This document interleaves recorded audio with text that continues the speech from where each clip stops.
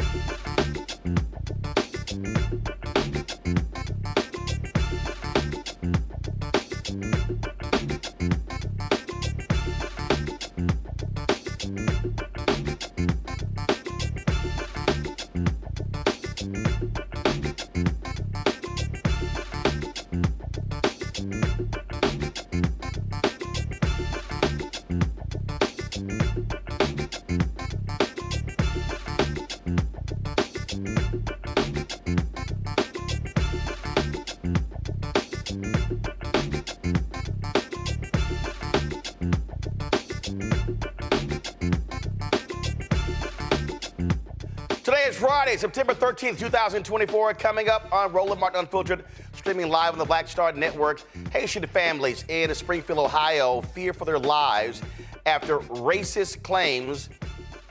racist claims spread against them, touted by Republican candidates Donald Trump and J.D. Vance. We'll talk to a reporter of the Haitian Times about this unsettling issue there in Springfield. Also, folks, Vice President Kamala Harris continues her post-debate campaign by stopping in the battleground state of Pennsylvania. She's set to speak in about 30 minutes. We'll carry her speech live right here on the Black Star Network. The Justice Department's investigation into facilities run by the Texas Juvenile Justice Department found conditions violate the U.S. Constitution and cause children serious harm. The White House today hosted its first Black Excellence Brunch. I was there and will certainly share what President Biden had to say. Also, folks, we'll talk about, again, the presidential race, what is unfolding, and the continuing focus on black men. It is time to bring the funk on Roland Martin Unfiltered on the Black Star Network. Let's go. He's got whatever the miss, he's on it. Whatever it is, he's got the scoop, the fact, the find. And when it breaks, he's right on time and it's rolling. Best believe he's knowing. Putting it down from sports to news to politics. With entertainment just for kicks, he's rolling. It's on go, roll, roll, y'all. It's Roland Martin, yeah. Rolling with Roland now. He's funk, he's fresh, he's real, the best, you know he's Roland Martin now.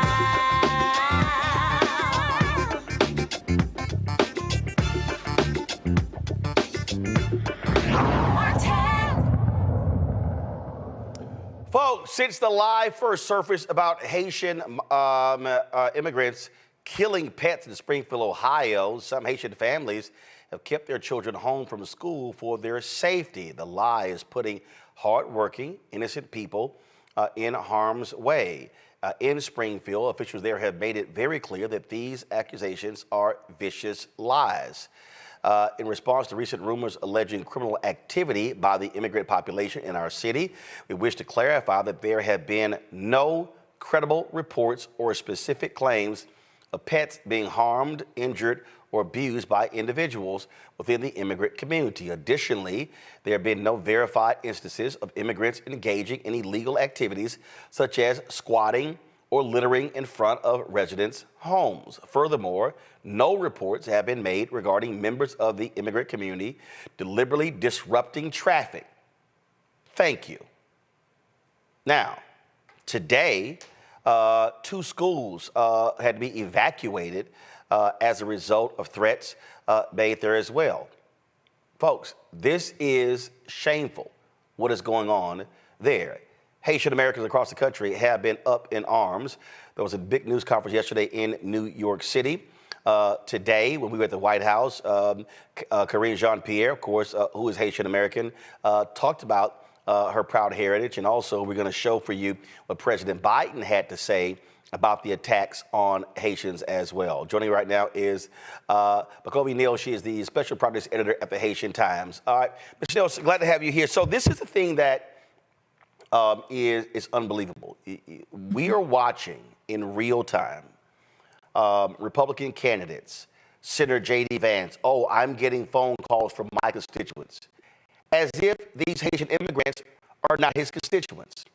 The first lie is they're here illegally. Donald Trump literally has been repeating that at rallies. They're not in Springfield, Ohio, illegally. No. And that's the thing. It's funny that these claims came up just a few days before the first presidential debate and so close to the election, Roland. And it wasn't really surprising for us at the Haitian Times to really see it reach this level, because this type of rhetoric, we're used to it, right? We've felt it and dealt with it before in different places across this country. And I think for folks who don't know, I have to just do a quick primer on Haitians and Haitian Americans. We're about 1.5 million people in the U.S., okay?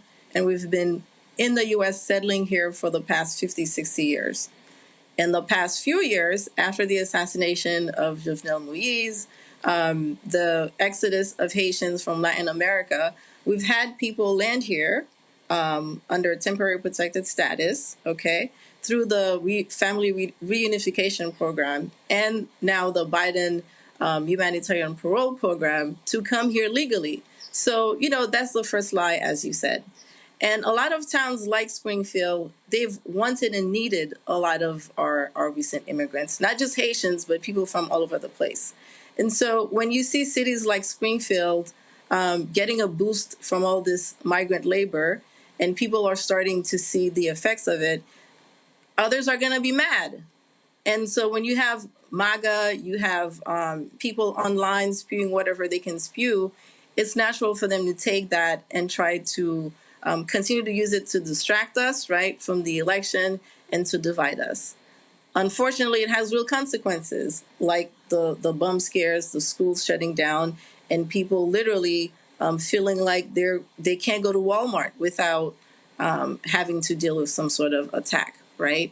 And so that's where we are.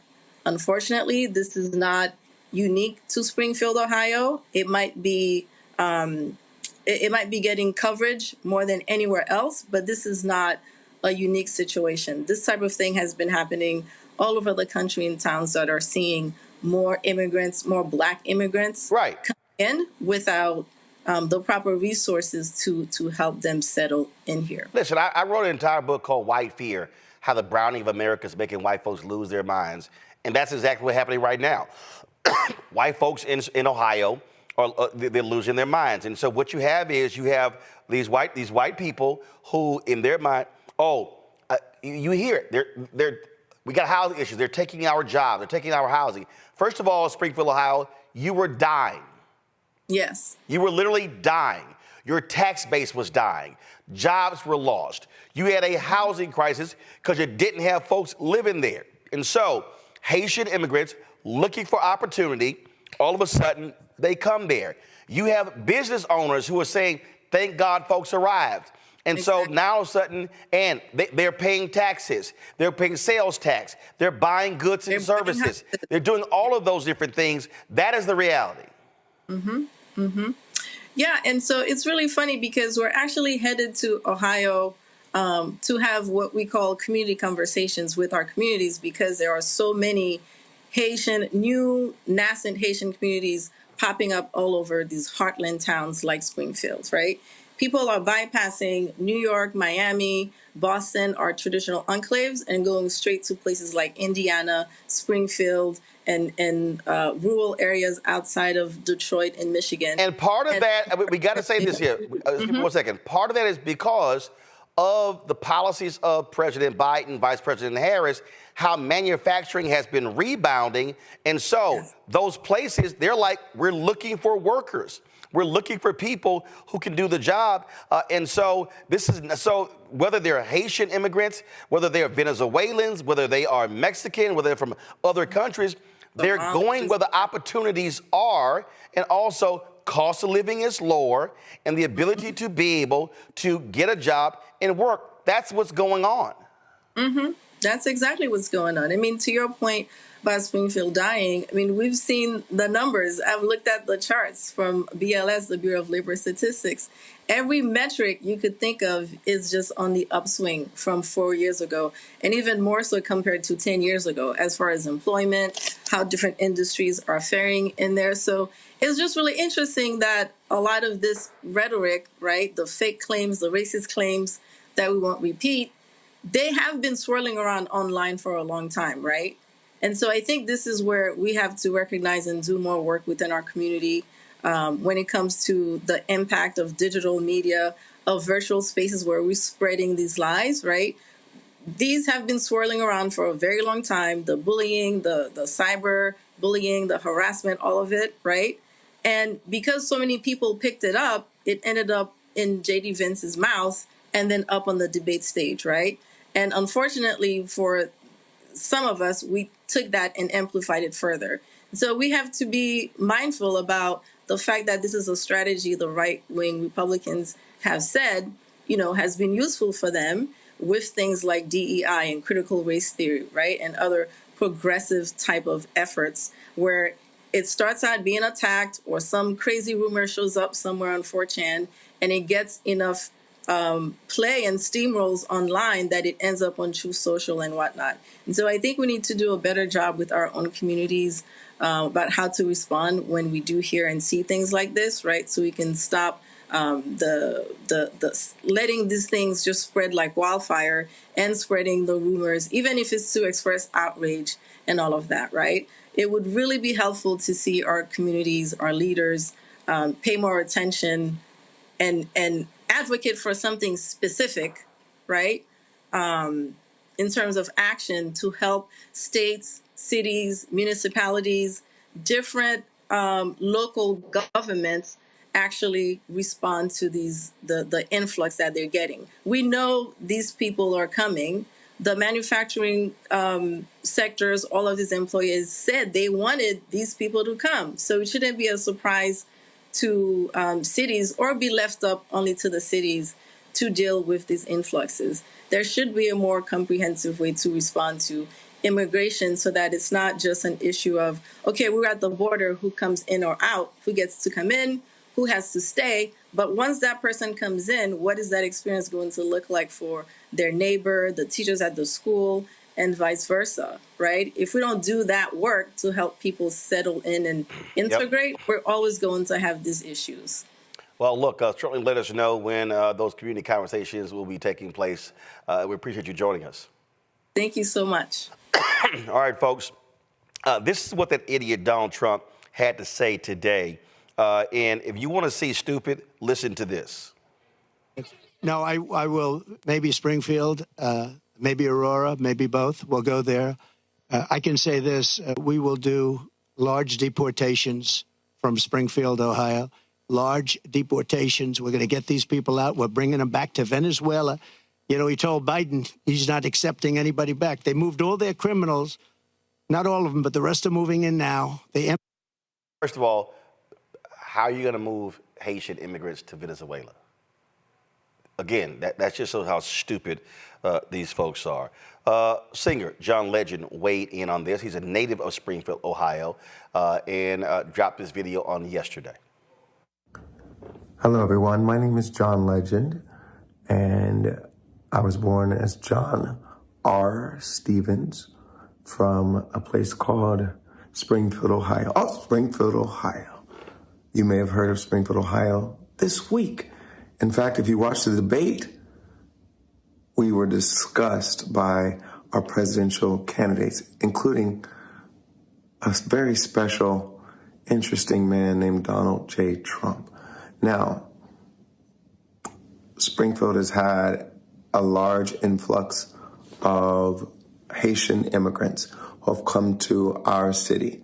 Now, our city had been shrinking for decades. We didn't have enough jobs. We didn't have enough opportunity. So people left and went somewhere else. So when I was there, we had upwards of 75,000 people. And in the last 5 years, we were down to like 60,000 people. But of late, during the Biden administration, there have been more jobs that opened up, more manufacturing jobs, more plants, factories that needed employees and were ready to hire people. So we had a lot of job opportunities, and we didn't have enough people in our town of 60,000 people to fill those jobs. And during the same time, there had been upheaval and turmoil in Haiti, and the federal government granted visas and immigration status to a certain number of Haitian immigrants so they could come to our country legally. And our demand in Springfield for additional labor met up with the supply of additional Haitian immigrants. And here we are. We had about 15,000 or so immigrants move to my town of 60,000. Now, you might say, wow, that's a lot of people for a town that only had 60,000 before. That's a 25% increase.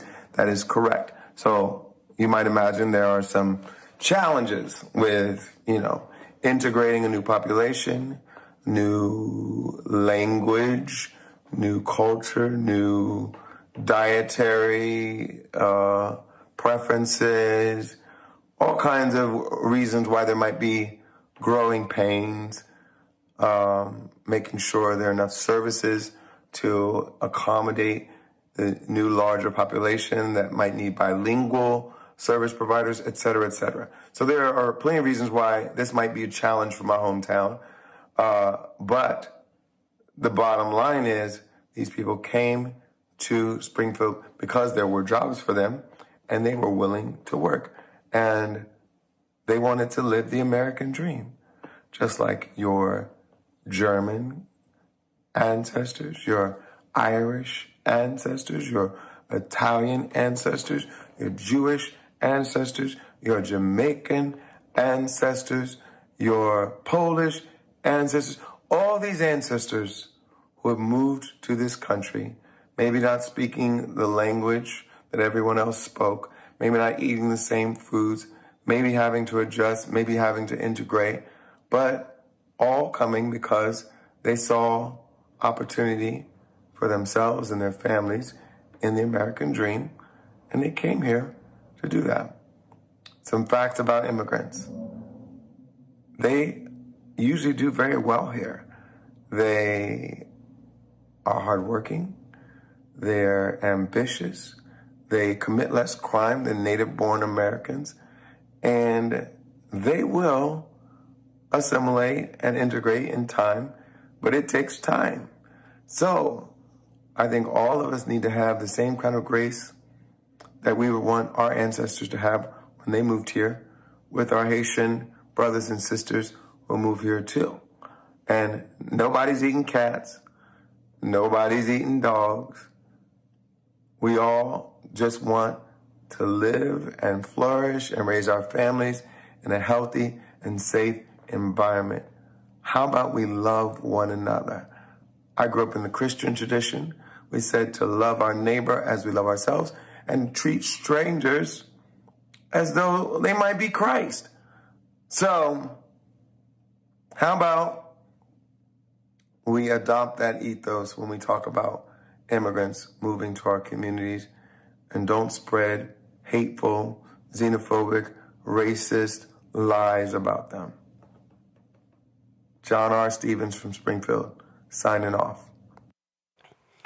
All right, folks, my panel, Michael Imhotep. He's the host of the African History Network show, joining us from Detroit. Killer Bethel, communications strategist. Out of D.C., Matt Manning, civil rights attorney out of Corpus Christi, Texas. Folks, go to my iPad. This is a story that was in Reuters that shows you the population of Springfield and how it had fallen sharply since the 1970 census. You see, in 1960, 1970, the population of Springfield, Ohio, exceeded 80,000. Dropped 1980, further in 1990, further in 2000, further in 2010, further in 2020. In 2020, it dropped below 60,000 people. Now, based upon this chart, The last time the population of Springfield, Ohio was below 60,000 people was in the 1930s. Let me say that again. The last time Springfield dropped below 60,000 was in the 1930s. Now, when you look at that chart again, so if you go from 82,000 down to 70, 75, then lower, and then you get just above 60, then you get to 60, then you get below 60, the impact shows up in several different ways. First, it shows up in sales taxes. Fewer people who are buying things. Secondly, it shows up, you don't have available housing. It impacts everything. You have fewer people in your schools. We can go on and on and on. Now, you have this influx over the last several years, 15, 20,000 Haitians. Is that a significant population growth? It is. There are going to be growing pains with that because if your population has been dropping,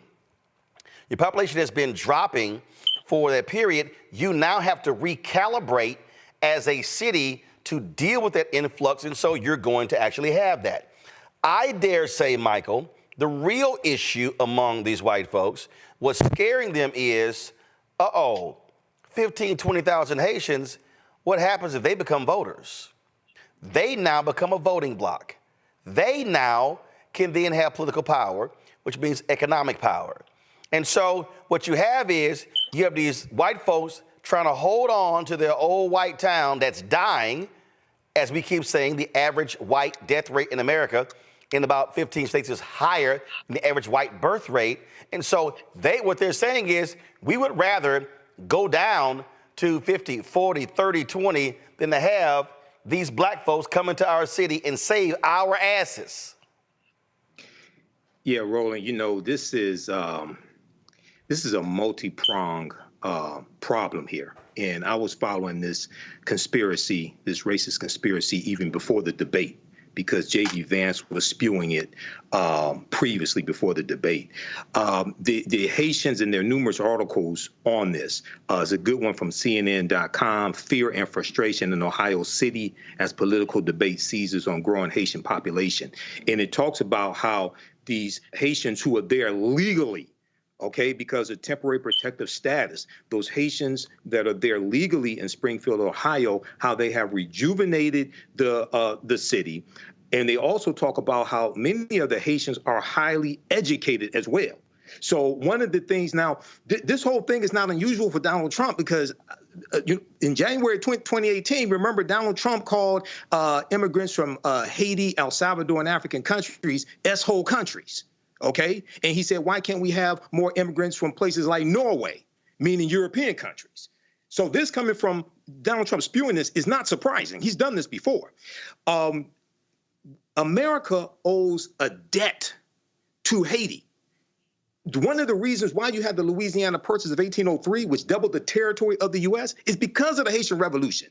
And these Africans beating the hell out of Napoleon and France almost going bankrupt. So they sold the land that they had here, the Louisiana Territory, to the U.S.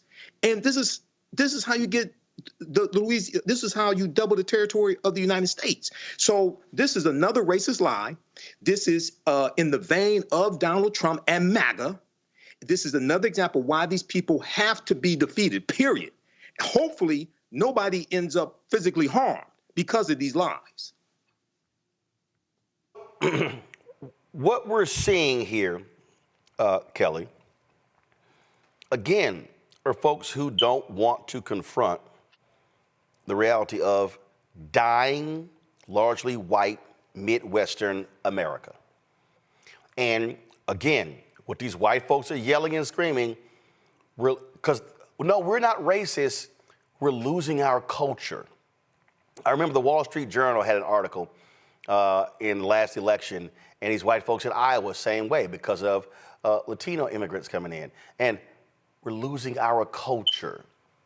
When white folks start saying we're losing our culture, they're saying we're losing our white culture. That's what they're actually saying. And so they want to maintain these nearly all white enclaves. That's what it boils down to. pure and simple. And they despise the multiculturalism that exists in large cities because they have been living in 75, 80, 85, 90% white enclaves. And to your point about this white culture, what exactly is that culture? You know, you have to ask yourself that question. Is it the culture of exclusivity? Is it the culture of being siloed? Is it the culture of, being okay with othering other people? If that is considered a culture, then that needs to be eradicated anyway, because frankly, this country cannot survive on that culture. We cannot survive on exclusivity. We cannot survive off of not learning from our neighbor, off of not learning from other cultures, from other people, from other perspectives. So it is inevitable that this culture you speak of, if we're going to assign it to whiteness, that is going to be eradicated anyway. It has to be replaced with something more inclusive if we are to survive. So to your point, it is, again, ridiculous that these white people think that change is not going to happen and that by being racist, you are going to prevent said change and preserve a way of life that frankly isn't working for you in the first place. It is actually counterproductive to your survival, but you want to hold on to it because frankly, it is all you know. So Matt, they have not been able to keep up with the changes in population there due to the census. And so as of the 2020 census, Springfield had a population of 58,598 people, and they were seeing that growth go down. So that's what we're seeing. But what we're talking about here, again, these are white folks. By the way, Springfield, Ohio, of that 58,598, 70 and almost 73% white. Almost. So that's the real deal. They're looking at going, oh my goodness, you bring in 15, 20,000 Haitians, we go from a 73% white town to maybe down to 50. And that's what's scaring the hell out of them. I think that's a very astute analysis. I can't even lie. I didn't consider that angle until you mentioned it. And I think you're exactly right. I saw it as just out and out plain racism, which is ironic in a country that sits on stolen land, because many of those same people will regale you with stories of how their great-great-grandparents came from Sicily and through Ellis Island and how they're immigrants who made themselves, right? But when it comes time for somebody else to have that opportunity, they're not afforded that opportunity because they don't look the way that they think is appropriate. They are, quote, not like us. And that's the issue here. It's just straight up racism. I mean, I went to law school in Toledo, Ohio, and Toledo is a perfect example of a Midwest town that was built around a factory that no longer exists and is fledgling.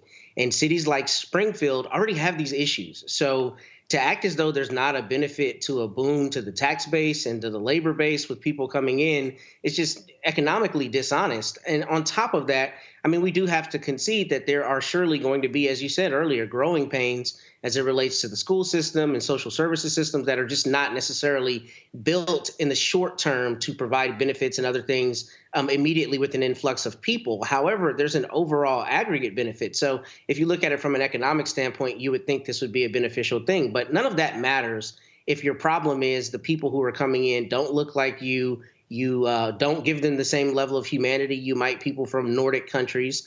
And ultimately, you know, the mongrelization that we see of the Haitian immigrants and Black immigrants, the fact that they're not even put on the same level by people like former President Trump and talking about them coming from certain countries as opposed to people from countries he thinks are permissible. I mean, that's what it comes down to me. It's just straight up racism. And it's sad that it's not only xenophobia from an ideological standpoint, but that people are literally having to shut down schools because there are bomb threats and things coming in from unsubstantiated allegations. We shouldn't live in a country that's like that. But we know the reality is when white homogeneity is threatened and white comfort is threatened, then you get violence. And that's what you're seeing here. So at the White House today, this is what President Biden had to say when he spoke at the Black Excellence lunch on the South Lawn. I want to take a moment to say something like so many Americans like Karine, as he pointed out, a proud Haitian American, community that's under attack in our country right now. Simply wrong. There's no place in America. This has to stop what he's doing. It has to stop. Now, thank you all for being here this historic day. Today, we recognize that this nation would not exist, and this is literal, without the blood, sweat, and tears, without the determination, dreams, and contributions of Black Americans. That's a fact. This place wouldn't exist. At the White House briefing, Karine Jean-Pierre also spoke to this issue, and as I said, she is Haitian American. Listen to this.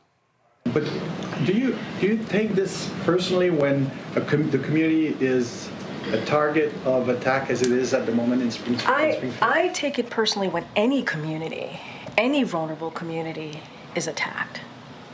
Not just a community that I belong to and proudly belong to, but any community, any vulnerable community that is attacked, wrongfully so, in a hateful way. One of the things that I'm proud about in being part of this administration is that we condemn that type of stuff. We condemn that type of hateful language. That's what I'm going to continue to do. And I get to do that on behalf of President Biden, who also condemns that type of hateful rhetoric, as you have heard him today and many times before, when a vulnerable community is attacked.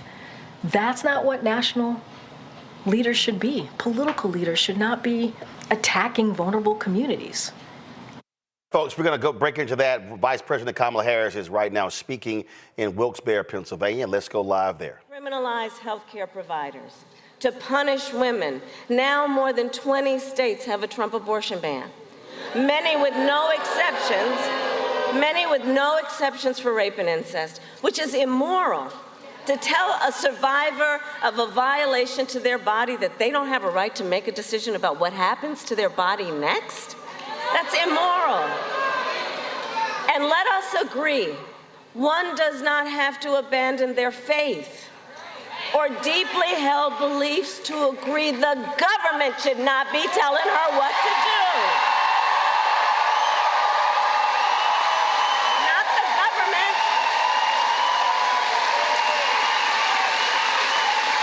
And I will tell you, when Congress passes a bill to restore reproductive freedom, as President of the United States, I will proudly sign it into law.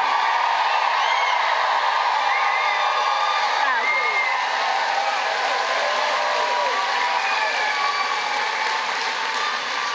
And I'm traveling our country, and I'll tell you, across our nation, we are witnessing a full-on assault on other hard-fought, hard-won fundamental freedoms and rights, like the freedom to vote, the freedom to be safe from gun violence, the freedom to join a union, and the freedom to love who you love openly and with pride.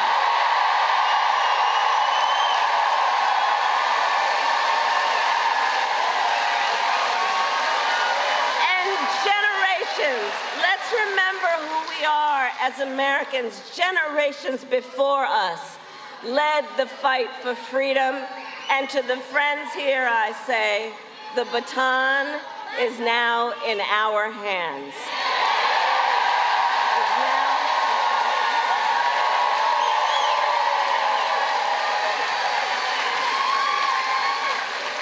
And so much is on the line in this election.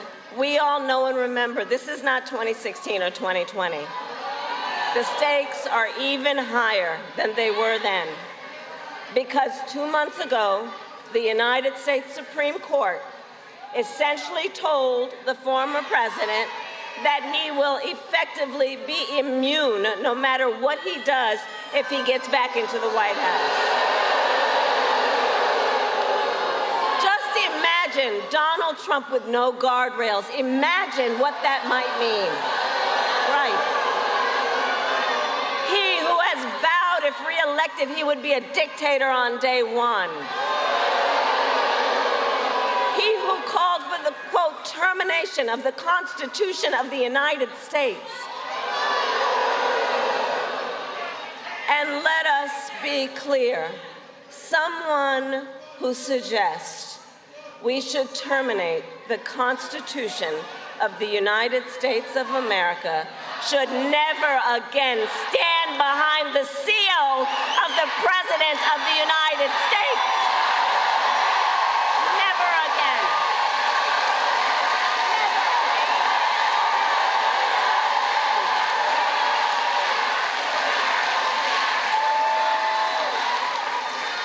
So Pennsylvania, it all comes down to this. We are here together because we love our country. We love our country. And we who are here understand the awesome responsibility that comes with the greatest privilege on earth, the privilege and pride of being an American.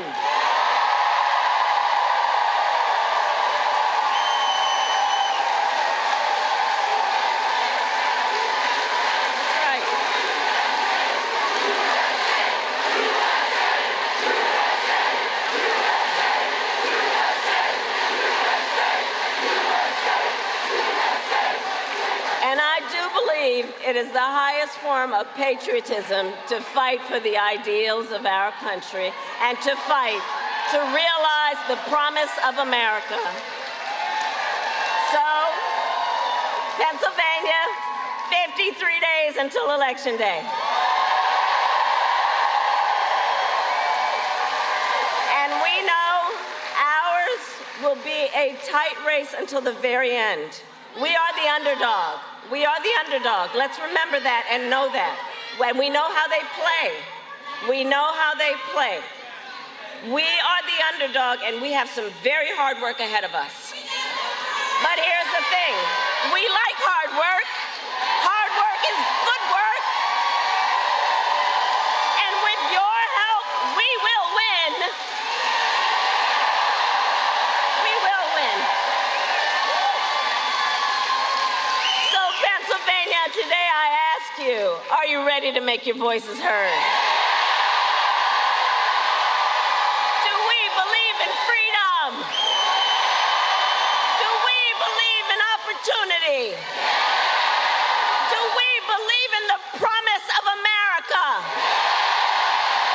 And are we ready to fight for it? And when we fight, God bless you, and God bless the United States of America.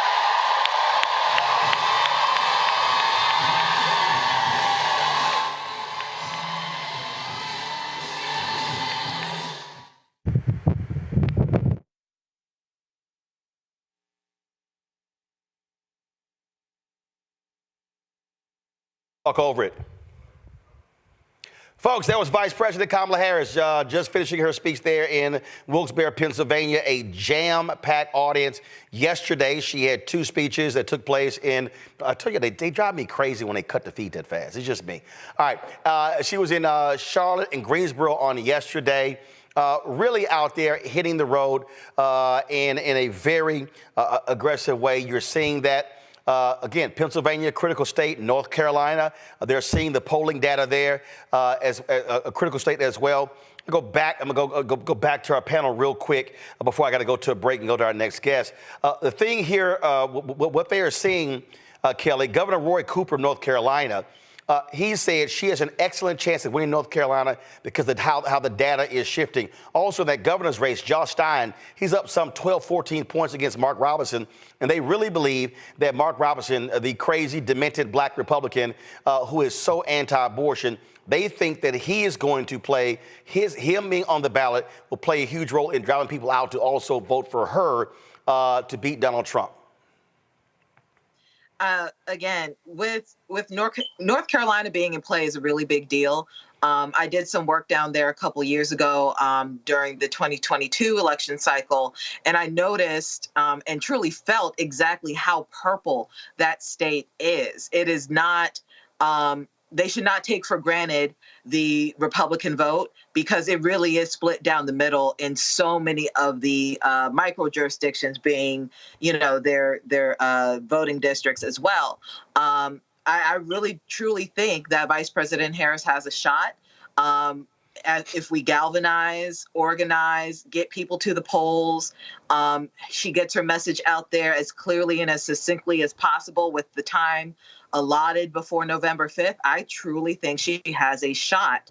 And that helps with the people down ballot in that state as well, as you mentioned, because again, we are not going to take for granted or not assume that this is just going to be a red state. North Carolina Dems have fought very hard to make that state purple. And in 2024, God willing, it'll actually be blue. Matt. I don't have anything to add, really. I think Kelly hit the nail on the head. I think the momentum, not only from the debate, but just from the what the polls are showing, shows that not only do I think Vice President Harris has a good chance, I think she's going to win. And I think Lichtman predicted that the other day, and he's been correct in 38 or in the last several presidential elections since 1984, I believe. He's been correct every time except for twice using his metrics. And it just looks like the tide has shifted pretty clearly. And, I think the debate, I'm sure you talked about it robustly on the show on Tuesday. I didn't get a chance to watch it, but I think the debate and the response to the debate has been very effective for her campaign, because for the same reasons it was ineffective for Mr. Biden before, it's very clearly effective for her now, particularly because of how strongly she appeared in that debate. So I think forward for them, just keep building that momentum, and I'm seeing it's going to be victory for her in November. Michael. Roland, I think she has an extremely good chance of defeating Donald Trump. I think the chance increases every day. The debate was a decisive win for Vice President Kamala Harris. I posted on my Facebook page, somebody called the elder abuse hotline because she beat the hell out of that old man. And she beat him so badly that he doesn't want another debate, but he's lying, saying he won the debate, and everybody saw it. 67 million people saw her beat the hell out of him, and she prosecuted the hell out of him. She continues to roll out policy. She has the policies at her website. We also know that Penn Wharton said that her policies with the economy will be much better than Donald Trump's. And as we learn more about her policies, we see how they will target the middle class, help people prosper, and also bring more people into the middle class, whereas Donald Trump's policies, his tariffs are going to cause a recession and cause middle class families to pay close to $4,000 more a year. So this is all hands on deck, but I think she's going to win it. I think we're going to win it.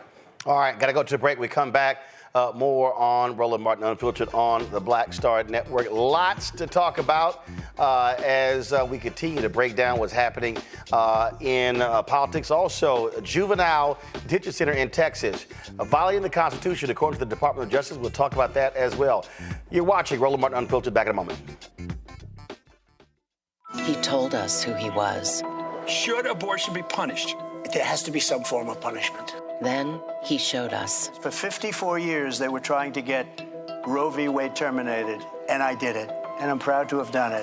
Now Donald Trump wants to go further with plans to restrict birth control, ban abortion nationwide, even monitor women's pregnancies.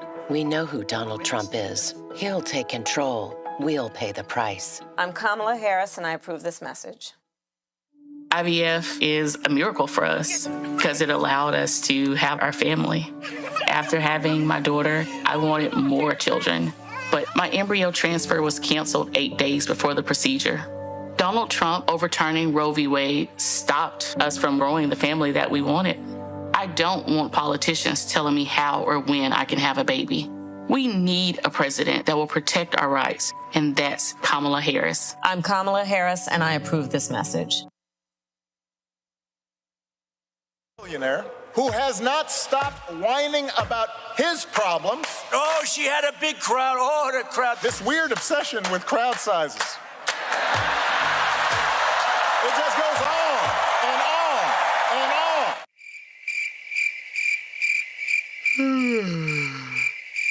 America's ready for a new chapter. We are ready for a President Kamala Harris. I'm Kamala Harris, and I approve this message. In 2016, Donald Trump said he would choose only the best people to work in his White House. Now those people have a warning for America. Trump is not fit to be president again. Here's his vice president. Anyone who puts themselves over the Constitution should never be president of the United States. It should come as no surprise that I will not be endorsing Donald Trump this year.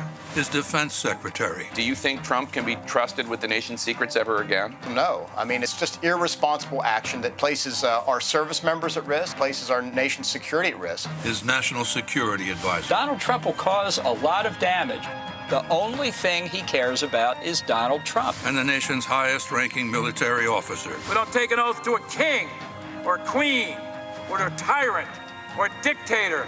And we don't take an oath to a wannabe dictator. Take it from the people who knew him best. Donald Trump is a danger to our troops and our democracy. We can't let him lead our country again. I'm Kamala Harris, and I approve this message. The overturning of Roe almost killed me.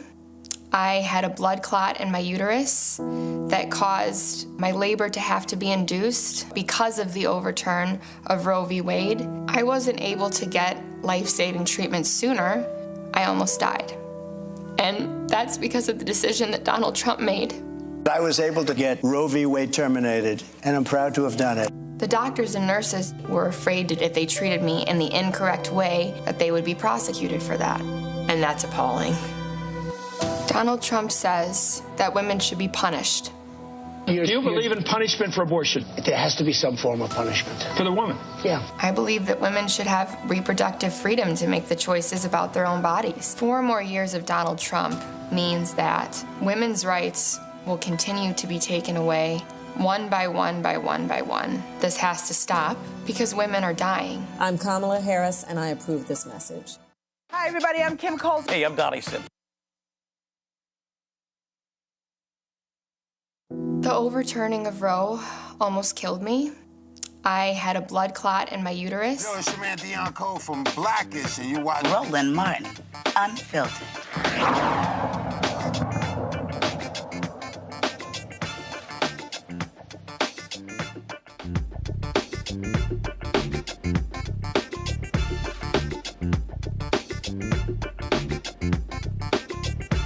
What's this next?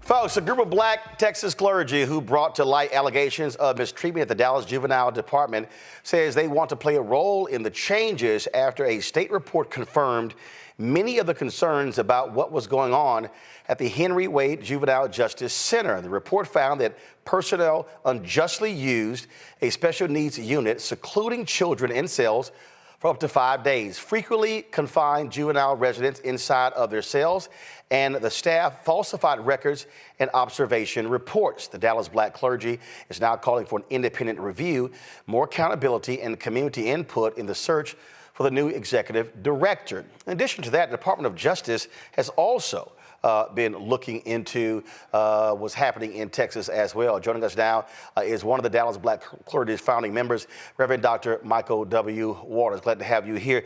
Doc, so the thing here is, look, you've got Governor Greg Abbott running around. You've got Lieutenant Governor Dan Patrick just extolling how wonderful and great things are in Texas. But you have a fundamental problem there, and they have been unwilling to address these issues, and that's why the DOJ has also been confronting it. Absolutely, and these concerns are grave concerns. Just 2 summers ago, there were reports of young people in the Texas facilities who were drinking their own urine because of lack of access to water. When you come to what we are experiencing right now in Dallas County, you have young people who were held for up to 5 days in a cell. Right now in our community, you can only keep a dog on a leash for 3 hours in a 24-hour day. And yet young people were kept in their cell for 24 hours a day for 5 days. That literally means that we are treating dogs better than children in Dallas County. And it is a shame before God. And so we, as the Dallas Black clergy, along with allies and colleagues in the fight of justice, are seeking to illuminate this issue and to hold those accountable who have harmed our children. Now, it was 3 years ago where the Department of Justice, go to my iPad, 3 years ago the Department of Justice announced their investigation into conditions at 5 juvenile facilities in Texas. You're talking about just in Dallas County. So it was 5 different centers where they were talking about there. And again, that was 3 years ago. And so on August 1st, they released their report. And this is from the Texas Tribune. Go back to my iPad. Justice Department finds Texas Juvenile Detention Centers violated youth offenders' rights. When you go through this particular story here, they found unconstitutional conditions at all 5 of the Texas juvenile detention facilities. It says where children were exposed to excessive force, sexual abuse, and in the case of a disabled children, discrimination that kept them in custody longer or sent them to adult prisons. It says federal investigators found that the state agency excessively used pepper spray on children, employed dangerous restraint techniques, and kept children isolated for days or weeks on end. The Texas agency failed to implement measures to end sexual abuse. Investigators concluded, describing, quote, a pervasive atmosphere of sexual abuse, grooming, and lack of staff accountability and training. Have y'all heard from Dallas County officials? Have you heard from the governor, lieutenant governor, about this DOJ report? Actually, I was on that call when that report was released earlier last month, and we have not heard from officials in Austin, not from the governor, not from the lieutenant governor. Certainly, there are persons in Dallas County who have heard of the report and are supporting our efforts, certainly, to turn things around in our county. But statewide, it is a true tragedy. As we were on the call, there was a mother who was weeping over the death of her child while in custody in a Texas unit. And so this is a pervasive issue that actually has been going on for decades. And the only reason we are really gaining momentum now is because we've had courageous children, parents, and their attorneys who have begun to highlight this issue in a way that they've never done before, as well as whistleblowers. And I want to commend and honor those men and women inside the facility who began to raise the flag of concern to say that we are not treating children humanely within this system. And again, it's amazing how Greg Abbott and Dan Patrick, they got lots to say about the border, lots to say about Vice President Kamala Harris, but quiet as hell on this. Absolutely, yeah, and unfortunately, Texas, wonderful Dr. Martinez out of the University of Texas talks about these 3 interwoven histories that inform policing within our state. The history of chattel slavery, colonization, obviously, right, as well as genocide against the indigenous people of the state. And those 3 realities continue to inform the criminal legal system in our state, as well as the prisons in our state. And we are doing significant harm to the next generation of individuals within our community. It's amazing that so many of these young men and women, 92% of which within our community are Black and Latino, who go into this system, and they go in, many of them, for nonviolent offenses. But due to the trauma, the terror, the horror that they experience within this system, it impacts them psychologically, and they have far greater issues leaving the center than they did before they went in. A system that is supposed to rehabilitate, in fact, is traumatizing and terrorizing our youth and increasing threats to public safety. All right, then, Pastor Waters, we appreciate it. Thanks a lot. Listen, thank you. Matt, I want to start with you. I grew born and raised in Texas, and I remember, and it goes to show you when you talk about how much they were in the news, the name Federal Judge William Wayne Justice. So William Wayne Justice literally oversaw the Texas prison system for like almost 30 years. And it was so pervasive, the fact that I still know the man's name.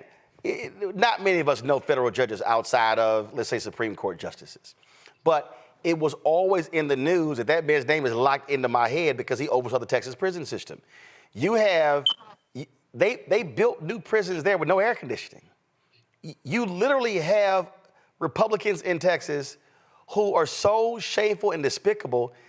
They want to go back to the 1920s and 30s and 40s in terms of how you treat inmates. They don't care. These people are ghouls. They're evil. And for them to say nothing about this, the sexual abuse of children in the facilities, and Abbott and Patrick say nothing, they should be firing folks left and right. They're not. No, and they don't care unless it involves a gun or a church or some political point to be made, or, arming teachers or some other asinine policy response to a sad, heinous thing that's happened, instead of making good policy decisions. I want to, include a few things in my response here that I think will give you context. I mean, you talk about no air conditioning. I am literally preparing to file a case where a woman died in a TDCJ facility, despite being diagnosed with a heat-related diagnosis, despite asking for water for several days, despite all the inmates pleading for her. TDCJ decided not to give her water. She died, and the reason is she died of a health-related complication. This is happening in Texas prisons, and you hit the nail on the head. I mean, you said it better than I could say it. They do not care about inmates. That's the reality. When somebody comes into my office and wants to hire me on a jail case, I tell them, you have to recognize that they are not going to care about your loved one as a full person. And that's the reality of this. Now, what makes this especially difficult to, listen to and heinous is that you're talking about children, obviously. And it's really interesting you brought up Judge Justice, because right now, Judge Janice Jack, another federal judge here in Texas, has a prolonged case where she has been repeatedly finding and hitting our CPS system here in Texas, the Child Protective Services system, for a number of abuses that have happened to children in the system. And I think, if I remember correctly, she's fined CPS like upwards of several $1 million for repeated offenses when evidence has come before her that CPS is not protecting children. So there is a current case that is a good barometer to show TDCJ, or rather TJJD here, the Texas Juvenile Justice Division, what a federal judge will think of when they see that. And I think one of the things that's actually a bright spot here in this DOJ report is one of the U.S. attorneys that's in there is Jaime Esparza. I've met him before. He's the former DA of El Paso for like 30 years, and he was one of the kind of leaders with the prosecution of domestic violence in this state, and he is a hard charger. I mean, just to be frank, he's a prosecutor who's not afraid to bring a case. So it would be interesting to see if him and his attorneys in the Western District bring some kind of case against the TJJD officials, because not only do you have them not protecting these children and allowing them to be subject to repeated offenses, but you have guards in there who are lying on the records. And that, to me, shows you not only do they know something bad is going on, but they want it to be covered up. In fact, one of the things I read in the report in advance of the show today is one of the things that's been falsified is the records about how many times they have to go around and check the children who are in the facility.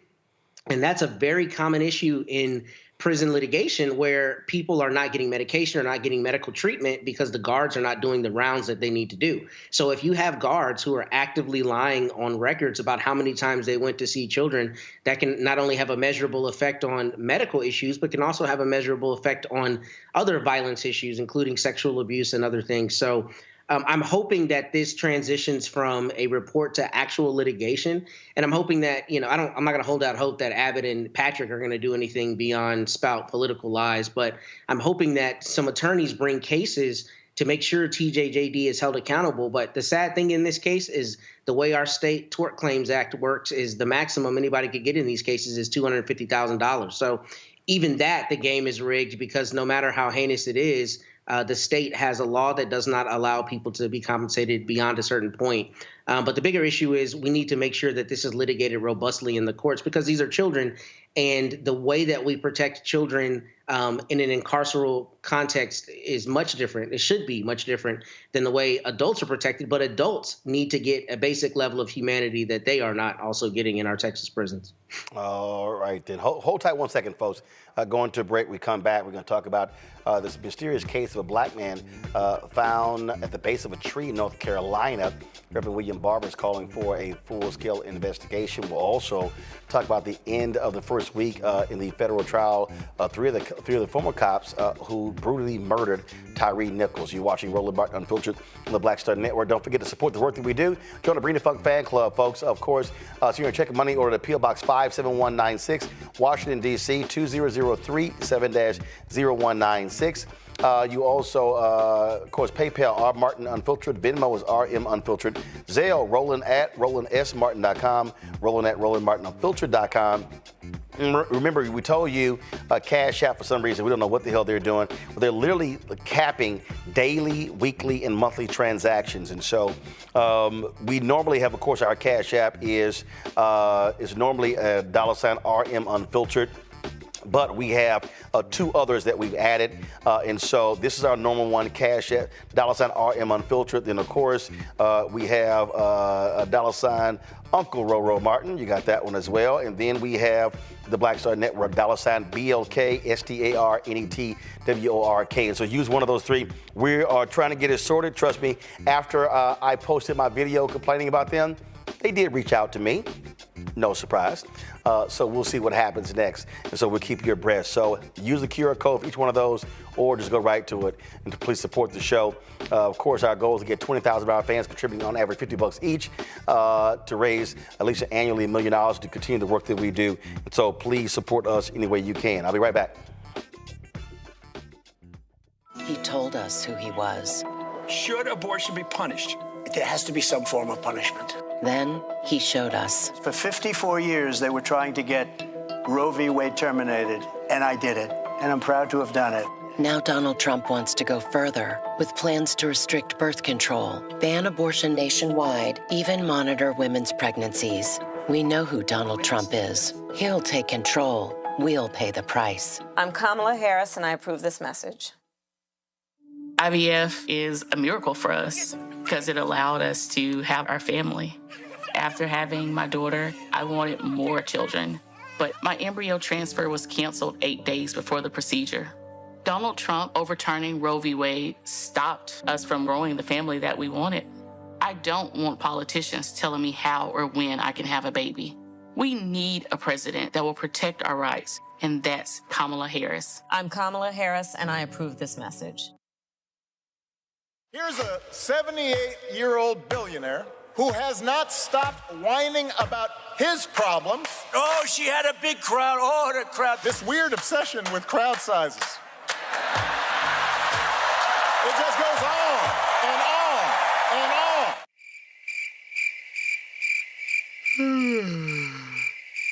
America's ready for a new chapter. We are ready for a President Kamala Harris. I'm Kamala Harris, and I approve this message.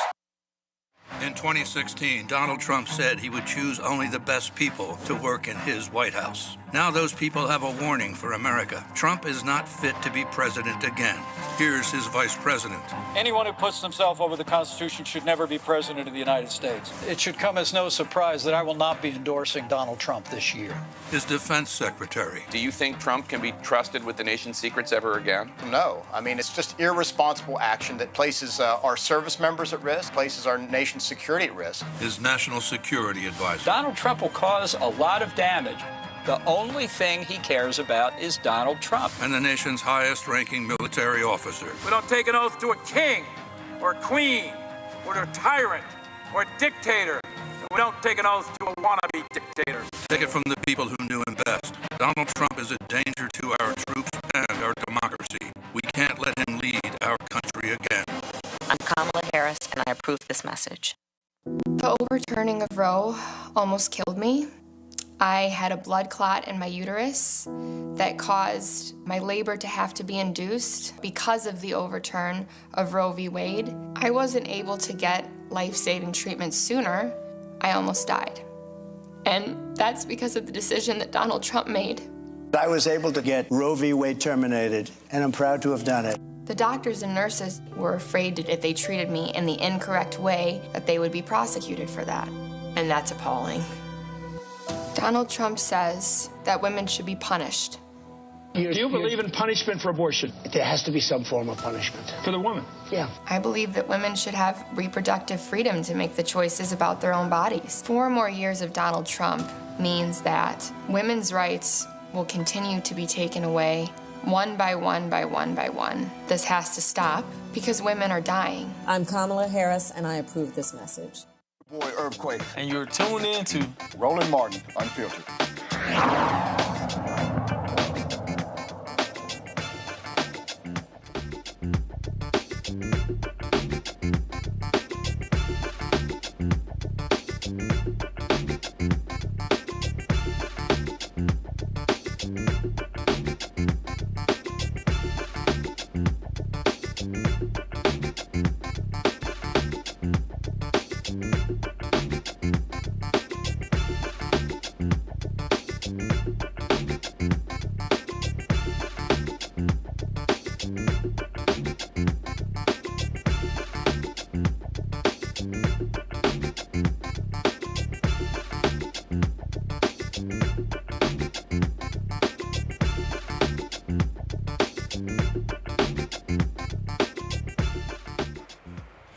Folks, testimony has concluded in the first week of the trial of 3 former cops who are on trial for the murder of Tyre Nichols. Tadarius Bean, Demetrius Haley, and Justin Smith have all pleaded not guilty to charges that they deprived Nichols of his rights through excessive force and failure to intervene and obstructed justice through witness tampering. Nichols was pulled over in January 2023 and led the cops on a brief chase before getting yanked out of his car. Police video showed officers viciously attacking Nichols when they got him out of the vehicle.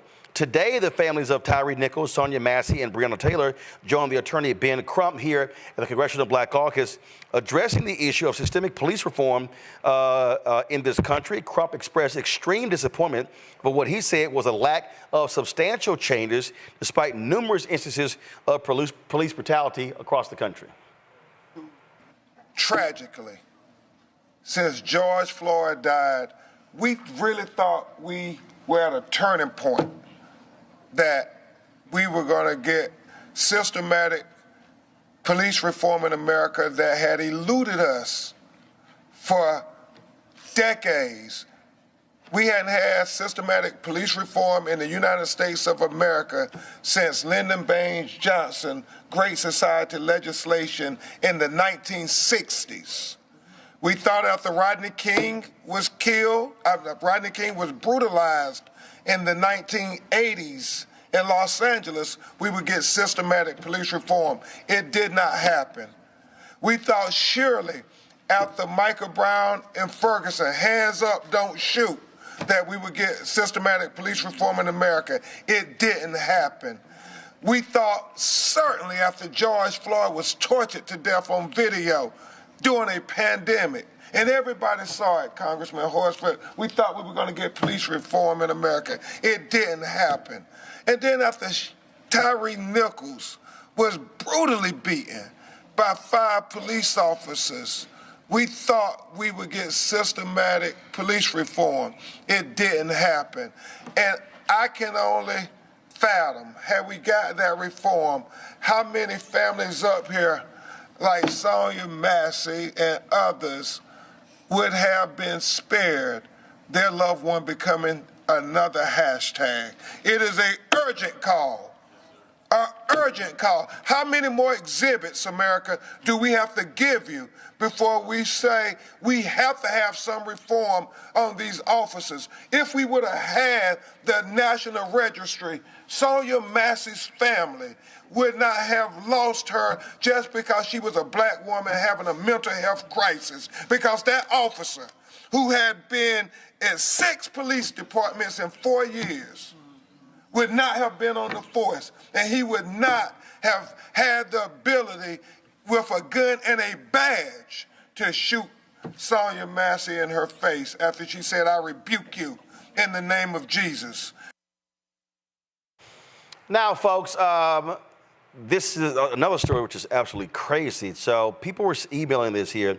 And so Jvon McGee is a trucker out of Chicago who was found at the base of a tree in North Carolina.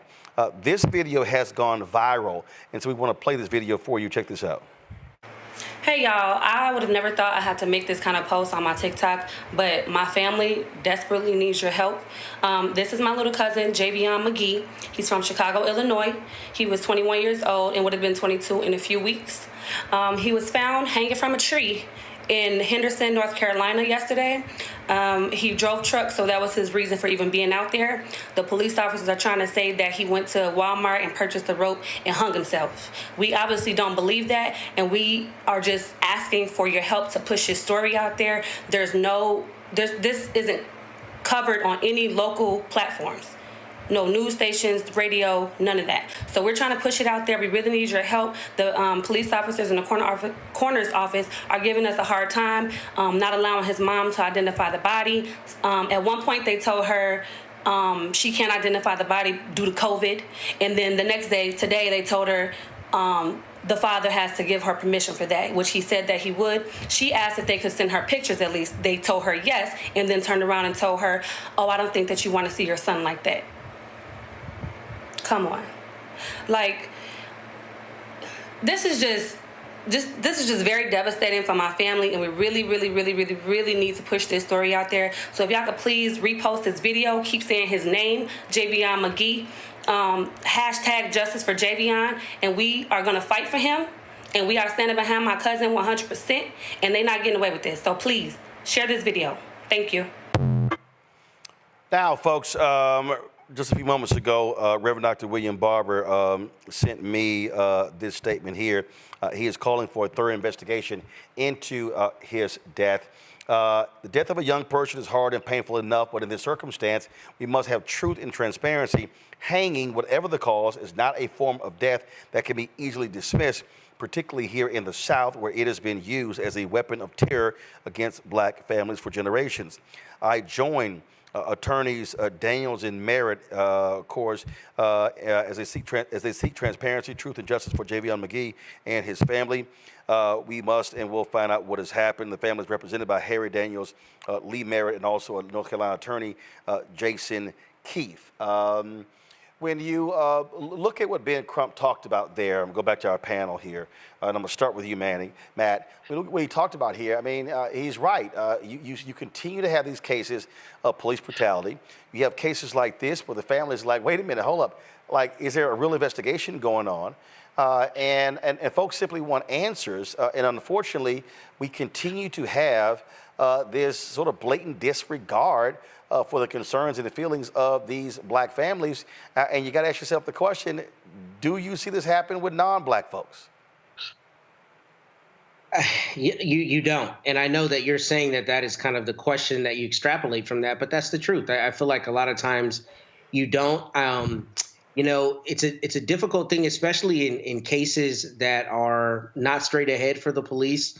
Oftentimes they don't do a good job of communicating to families what it is they're actually trying to accomplish. But, you know, frankly, the corollary here is just like in the medical context. There are a lot of black people who have said historically, I know something's wrong. I tell the doctor, she doesn't believe me, and I find out later that I was right. There was something wrong.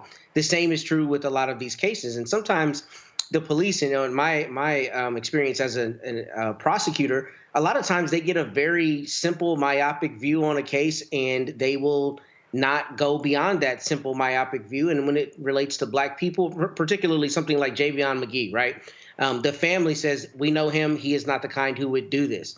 They don't start with that premise. They start with the easy decision, which is, you know, we believe he went to Walmart and bought a rope. And here's the reality. Sometimes the evidence will bear that out. But oftentimes police, when dealing with black families, at least in my experience, will start with the premise that either there wasn't a crime or that what the family is telling them is not correct and won't work from the standpoint of perhaps it's true. And in the instance of a young man like Jvon McGee, that is such a thing that is so stark and so jarring that, you know, you should start with the premise that there is likely criminal activity afoot here and not necessarily a suicide unless you've got compelling evidence to that end. So I've seen that in my own career, that police do this, but I will say, to be fair and balanced, a lot of times people's expectations of how quickly an investigation should happen or how quickly they should get information are not always realistic. And sometimes that gulf between is what you see reported in the news and what creates a lot of the issues, because frankly, for law enforcement to be able to do their jobs, they do also have to have the ability to investigate. And sometimes their inability to communicate what they're finding or what they're working on and to do so quickly is what creates the issue. So I think one of the big issues is there has to be better transparency and there has to be a better system of communicating to families. We are, in fact, working hard on this issue. And I think both things can be true.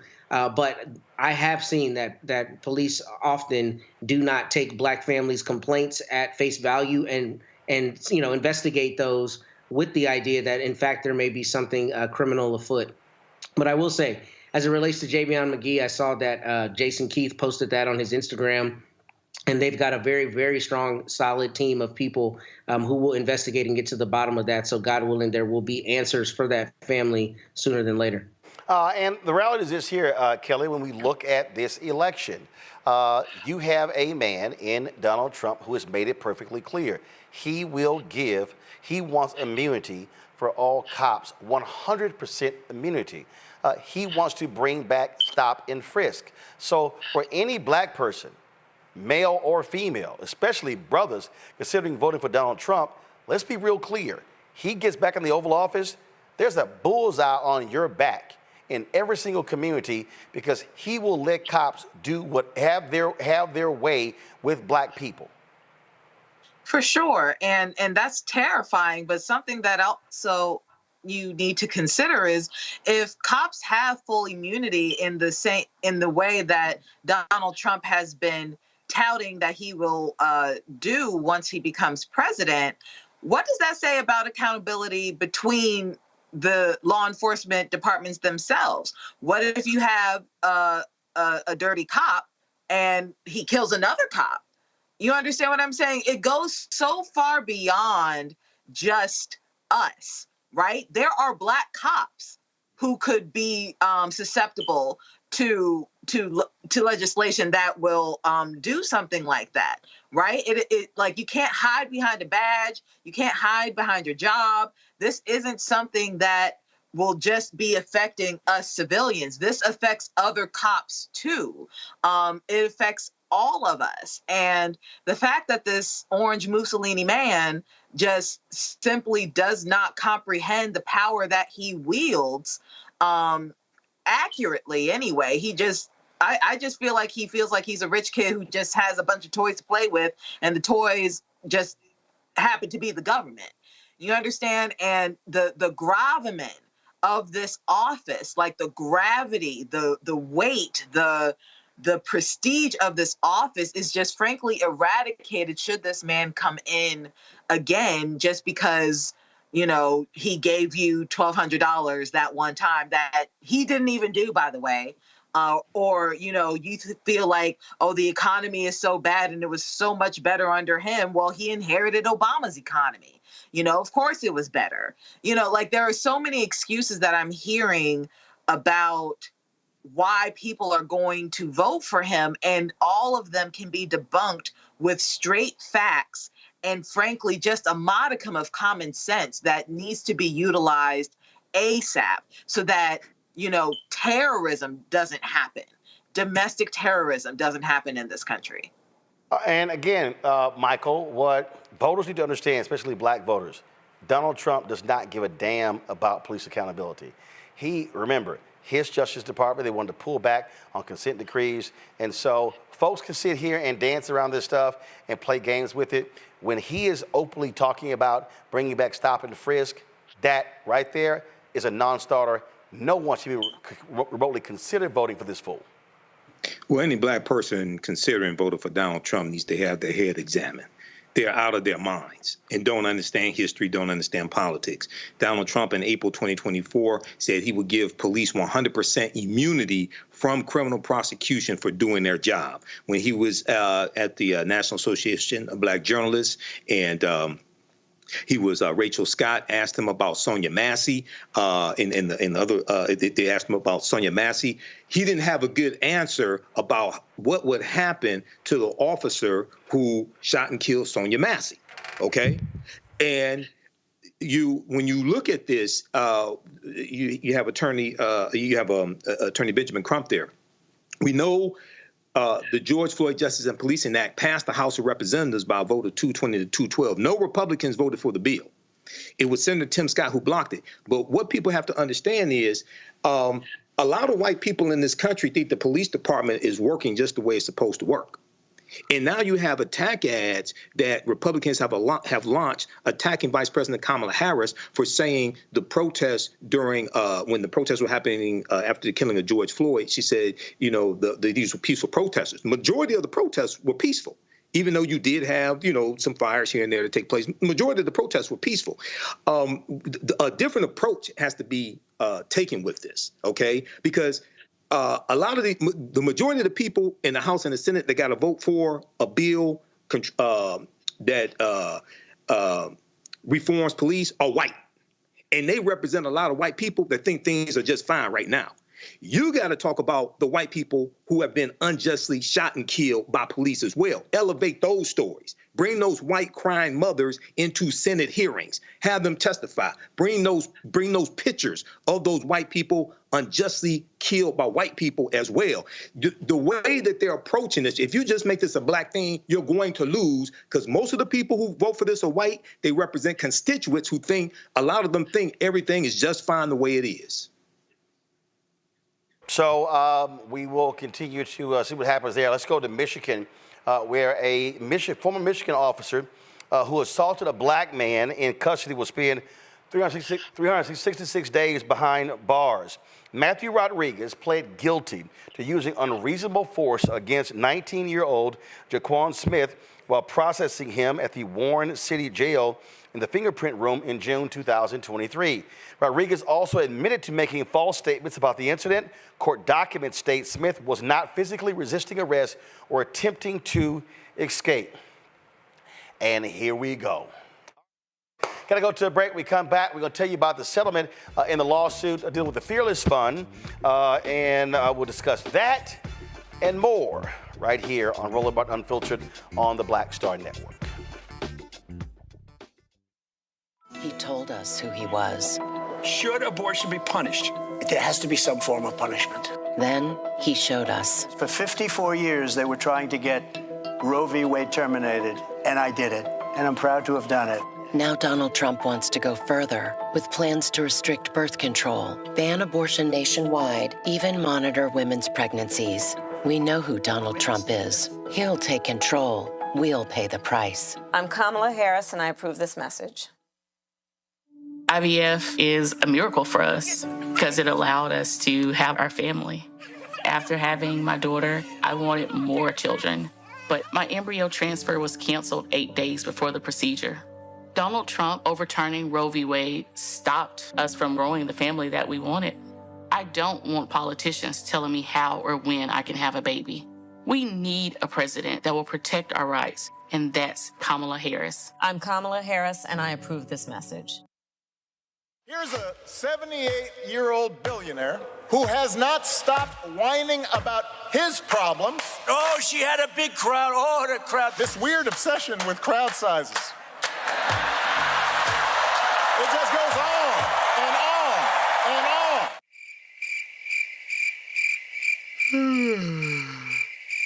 America's ready for a new chapter. We are ready for a President Kamala Harris. I'm Kamala Harris, and I approve this message.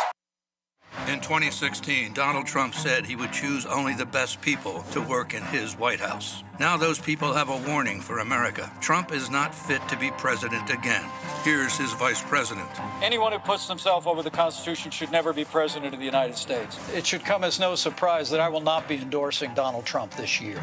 His defense secretary. Do you think Trump can be trusted with the nation's secrets ever again? No. I mean, it's just irresponsible action that places our service members at risk, places our nation's security at risk. His national security advisor. Donald Trump will cause a lot of damage.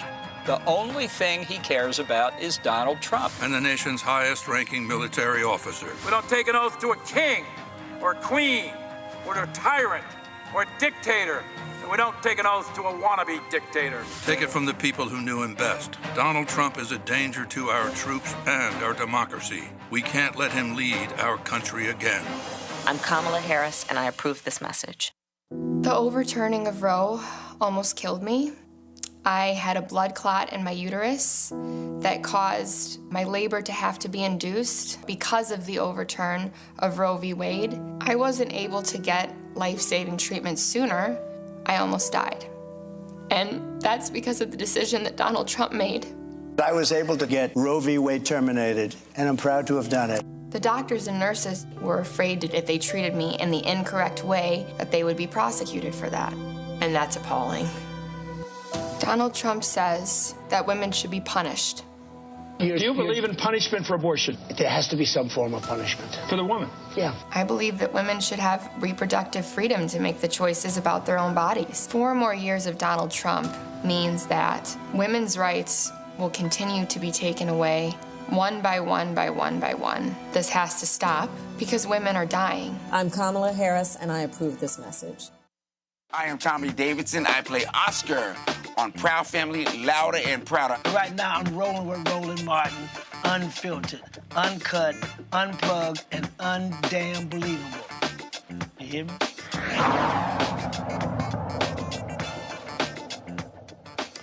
Well, folks, there's been a settlement in the case of the Fearless Fund, a venture capitalist firm out of Atlanta that provided grants to black women and other women of color. They were sued by Ed Blum and his group, saying that this fund discriminated against non-black women. The lawsuit, of course, from the American Alliance for Equal Rights, claimed that the Fearless Strivers Grant Contest, which was open only to black females, was discriminatory. Now, according to an online post by Fearless Fund founder Arian Simone, the grant program was at its end when the court case began in 2023. The fund said that it was motivated to avoid a court ruling to not lead to a Supreme Court decision that could end nationwide minority-based funding. The Fearless Fund said it will continue to focus on helping under-resourced entrepreneurs who have been ill-served by traditional capital markets for far too long. In a statement on the settlement, it announced a new $200 million debt fund to lend to more than 3,000 under-resourced founders. Matt, that particular point there is important because a lot of people don't understand when you're making decisions how you want to proceed. Thurgood Marshall was brilliant with this with the NAACP Legal Defense Fund, where they were very careful about certain cases because they did not want a precedent to be established with the Supreme Court. They wanted the right cases. And so what they said here is that, hey, we know this very far right-wing Supreme Court. If we keep fighting this and it goes all the way to them, they could totally rule against us and shut down all such programs nationwide. Yeah, you know, I'm waking up in a cold sweat like 3 times a week because I'm going to argue at the Fifth Circuit for the first time next month. And I have a pretty novel issue in one of my cases, and that's exactly my fear. I don't want to make bad law. I think the facts are on my side in my case, so God willing, that won't be an issue. But that is something a lawyer has to consider. You have to consider, look, if I take this up higher in the Fifth Circuit or the 11th Circuit here, or the United States Supreme Court comes down with a rule against me, then that disadvantages all other people who may either be claimants or may be defending cases similar to mine. So that is a part of the calculus. I do also think, though, you know, wrongs have to be righted, and that is a necessary risk. It's something I grappled with in my own case, but I think it's meritorious. I think it's righteous, and my client was, you know, good to go forward, and we are going forward. But that is absolutely a practical consideration of appellate law, particularly when you are in courts that have shown historically they are not going to be, you know, amenable to a position like this, which is one where you're trying to deal with anything that's marginalized people or discriminatory laws. And what I think is really strange about this is, you know, my first question with this was standing, is how Edward Blum even has standing to bring all these cases. I know he's done it through anonymous business owners. But the thing is, the state sometimes does these very things. I was having a conversation earlier this week where I learned that in the state of Texas, the CPS system, to incentivize non-white children being adopted, considering they're not adopted at the same levels, they give a subsidy if a child is adopted at a younger age who is not white than they do if it's a white child being adopted, because apparently most of the people who want to adopt white children. So to incentivize adopting non-white children, there's a subsidy that you are eligible for earlier. The reason that's important in this context is because this is an example of a reality that requires some kind of remedial action. And here it's, minority business owners who are not having the same access to capital historically. We as a society have to figure out how to reconcile that with things like the Civil Rights Act that are supposed to prevent discrimination in certain contexts. But when you have a reality that, there's such an inequity that there needs to be somebody remedying that, in a situation like this, there needs to be a policy response that we have not found how to, promulgate yet. Because until that happens, you're going to continue to have that disparity. And obviously, some people want that disparity. But if you want to actually give people a leg up, you have to allow organizations like the Fearless Fund to do the great work that they're doing in giving grants to minority female business owners. Aaron Simone was at the CBCF this week. On yesterday, they had a panel dealing with the whole issue of wealth creation in the country. This is what she said on her panel. Grow this economy by $5 trillion over a 5-year period. If we get rid of discrimination, why? Because it distorts the market and it causes it to underperform. So it's in our economic interest, but to Michael's point earlier, we've got to have an economic and moral conversation. It's time for us to receive the dignity of our government's policies, because that's what has been extended to white Americans. Go on. Arian, and she mentioned something. She talked about changing the rules. How do we do that? And why? Is it because of the economic opportunities that people are so afraid of DEI, diversity, equity, inclusion? Would that help us economically? And how do we get people to not be so fearful of it and change the rules when it comes to this? Oh, Lord. I feel like we've had 3 keynotes, so I'm trying to figure out how to sum this up before I get into this. Thank you so much for having me. I want to touch on something right before I answer your question, if you don't mind. When you started the conversation, you were talking about the wealth gap. Yeah. And Attorney David elaborated on the 8 to the 12. I want to shed light on why we're having a catalytic effect right now when it comes to the wealth gap. It's called the technology industry. It's the world's largest wealth-producing industry, and it is funded by venture capitalists. The venture capital and private equity industry is a $62 trillion industry. And the largest investors are pension funds. Pension funds are made up of teachers, firefighters, police officers, and many more. Many careers that have people of color at the backbone of those industries. Sounds similar to something before 1865 when I'm about to break this down. So you have the pension funds right here. And then the money goes up to the VC industry, that's $62 trillion. That's controlled by 92% white male. And then that money goes all the way up to the white startups that make these tech companies. And very rarely does it make a full circle impact. So I wanted to explain that because the tech industry is what's making this wealth gap get even larger and larger at a very, very rapid rate. So I wanted to definitely give that clarification. And when you talk about diversity, equity, and inclusion, to answer your question, no one should back away from the term of it. No one should back away from anything, because diversity is just good business. The U.S. economy is made up of over 50% small businesses. And when you disrupt the access to capital to small businesses, you are in essence disrupting the whole entire U.S. economy from a macro standpoint. So DEI needs to stay and not die, and everybody needs to just stand strong. Mahalet, I'm going to let you get in, but there's something I just... Kelly, that she said I think is critically important when she talked about pension funds. And what I keep saying to black folks is that we're trying to change stuff from the top with venture capitalists. No, the money's coming from down here. That's public workers. And so what needs to happen is the organization and the mobilization of public workers saying, yeah, y'all not going to take our money and just invest it. We're going to demand stuff on the front end and not wait until you already have received our money and you keep giving it to white folks. Exactly. And to your point, I believe this is where unions come into play and why they're so important. And when you see these union strikes, when you see people being disenfranchised because they want to be in a union, they want to build a union, and they are being blocked by their employers for whatever reason, this all, is connected. It all makes sense. And when we finally understand our collective bargaining power, I think we're really going to make some substantive changes as far as what we were talking about in that clip. Michael. Roland, I'm glad, 2 quick points I want to make. I'm glad you brought up pension funds, because I remember back a few years ago when you hosted the State of Black America, one of the things Reverend Al Sharpton talked about is how money managers will take pension fund dollars, our pension fund dollars, and loan it to business developers.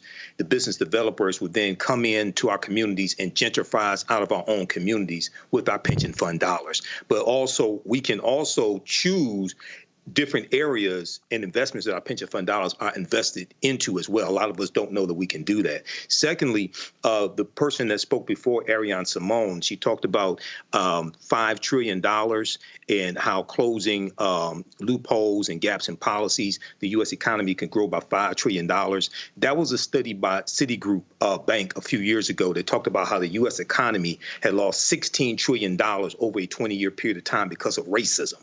And they specifically stated that about $13 trillion in business revenue never flowed into the U.S. economy because African-American entrepreneurs could not access bank loans. They talked about how black workers have lost $113 billion in potential wages over the past 2 decades because they could not get a college degree. Black people could not get a college degree. And lastly, they talked about how the housing market lost $218 billion in sales because black applicants could not get home loans. Well, Vice President Kamala Harris, when we look at policy, $50,000 tax cut for new businesses, that's something that we can take advantage of. And then also when she talks about 3 million new homes being built in her first 4 years in office, that also addresses housing and a generational wealth, having an asset to pass on to future generations as well for African Americans. So all of this is connected to policy, which is connected to who the hell you vote for. Once again, if you're black and you're thinking about voting for Donald Trump, you need to have your head examined. You don't even understand that you don't understand. What I also want to do is I want to play for you a couple of more items here from that particular town hall, and because it was dealing with wealth creation. And I'm going to talk more about this in an expansive way on Monday, but just go ahead and give me 1 second. Let me go ahead and cue this up. Give me 1 second, y'all. So I wasn't going to go to this, but what the hell? I'm going to go ahead and play it. Let's see here. When Martin Luther King gave the speech here in Washington in the 1960s, the wealth gap between black people and white people was 8-1 in the 1960s. Today, it is more than 12-1. That's important foundation for us to think about how do we close the wealth gap? How do we think about generational wealth? We are in a moment in this country where we can rethink and reconceptualize how we grow into creating generational wealth for people of color. This is not about how much money are you making at your job. That is wages. We're talking about creating wealth. And that is about creating assets, homes, and other assets that you can pass on to your children, to people that are your descendants. And that's what we have to think about in this conversation of generational wealth. When you say from a moment of, talk about from a place of aspiration, I want us all to think about how we look at our young people and talk to them about financial literacy. Talk to them about what a balance sheet looks like. Talk to them about what interest rates are. Talk to them about the difference between the Treasury Department and the Federal Reserve and why they need to care. Because the other families are talking to their kids about interest rates. They're talking to their kids about creating bank accounts. And we need to do the same thing if we want to create and close this generational gap, this wealth gap that unfortunately continues to increase. So I think that's where I would want people to focus on and start thinking about, because yes, we can pass all the laws and all the regulations that we want. And I want to thank Chairman Horsford for doing so much of this work with the Black Economic Agenda that they introduced legislation. But a lot of the work is on us. A lot of the work is making sure that we talk to our families and our friends about creating generational wealth and how we do that. John, I want to continue the conversation that we were having in the green room, the conference room in the back, and just to fill people in. You know, you mentioned knowing what a spreadsheet and all of that is. Did you say a spreadsheet or a financial? Whatever. Yeah. So let's talk about financial literacy. And you said that the vice president mentioned it the other night. Those aren't just words. It needs to be done. You talked about starting savings accounts for young people, especially young black people, and that we need to be financially literate. Can you fill our audience in and pick up on what we were talking about? Because I think it's really important when it comes to this conversation we're having. Thank you, Don. Agree with you 100%. Mr. Chairman, thanks for having the vision to do this. We're sitting in a moment in history. History does not feel historic when you're sitting in it. Just feels like another day. But that does not mean the moment is not historic. This is the third Reconstruction right now. Started in 2020. First Reconstruction was after slavery. Second one was the Civil Rights Movement. Third one was 2020, kicked off with George Floyd's murder. With regard to us, it'll last to 2030 if we're lucky. This moment's not coming back again. Financial literacy is the civil rights issue of this generation. Period. Black capitalists matter. Period. This is not a new conversation, Don. After the Civil War, by the way, slavery was about money. Am I talking to myself? Slavery was about money. Free labor. Slaves were worth more than railroads and everything else in this country combined in 1860. The wealthiest city, Don, in America in 1840 was Natchez, Mississippi. In the world, rooted in slavery. 1865, Abraham Lincoln and Frederick Douglass, after the Civil War, Dr. Lincoln called for the Freedmen's Bank to create a bank chartered to, quote, teach freed slaves about money. The minute he called for that, he was assassinated. The next month, it was 40 acres, a mule, a bank, assassination. 100 years later, here comes Dr. King. Civil rights, war effort. He calls for wealth, but really redistribution of wealth, murder before his first march in Washington. We're not dumb and we're not stupid. It's what we don't know that we don't know that's killing us, but we think we know. I was last night, Don, I was going to dinner with a guy who runs a Raven, Sashi Brown, and I was recommending my hotel restaurant. He said, no, let's go to Bronze, which is on 8th Street, I believe, in Northeast. It's a black-owned restaurant. So we go to this restaurant. I meet the owner. He's behind the bar. I hear his story. He bought this building in 2020 when, during the pandemic, all of the property values were down. Yes, he's making an income. He got receipts from that night. Yes, he has some revenue, but none of that matters. That building he's in is worth 7 figures. The credit score, Don, in Anacostia today is 612. The credit score in, I think it's called Tinleytown, is 775. 15 minutes apart. All across this country, you can go across this country, black people are the lowest credit score in America. That means that half of black people who have a credit score below 620, financial literacy, below 620, there's nothing wrong with us. We're brilliant. But we're talking about getting that bag, getting that cash, getting that money, getting that dollar. You build wealth in your sleep. You make money during the day. It's what I call making a living. So when you wake up in the morning, half of us are locked out of the free enterprise system because our credit score is 580, 550, 600. What do we see in our neighborhoods that have that credit score, Don? A check casher, next to a payday loan lender, next to a rent-to-own store, next to a title lender, next to a liquor store, next to a pawn shop. Can I get an amen? And a church down the street trying to make you feel a little bit better once a week. That's your neighborhood therapist. Because we are afraid to go see a psychologist, and if you black in America and don't think you're crazy, you crazy. So the problem is that's a 500 credit score neighborhood. You want to change America beyond what the chairman can do, what Congress can do? We move credit scores 100 points, which we can do ourselves. You move credit scores 100 points neighborhood by neighborhood. You listen to me now. You stabilize this country. You never had a riot in a 700 credit score neighborhood in America's history. 700 credit score neighborhoods go shopping. And I don't care whether you're black or white or red or blue. When you got some more green, you got freedom.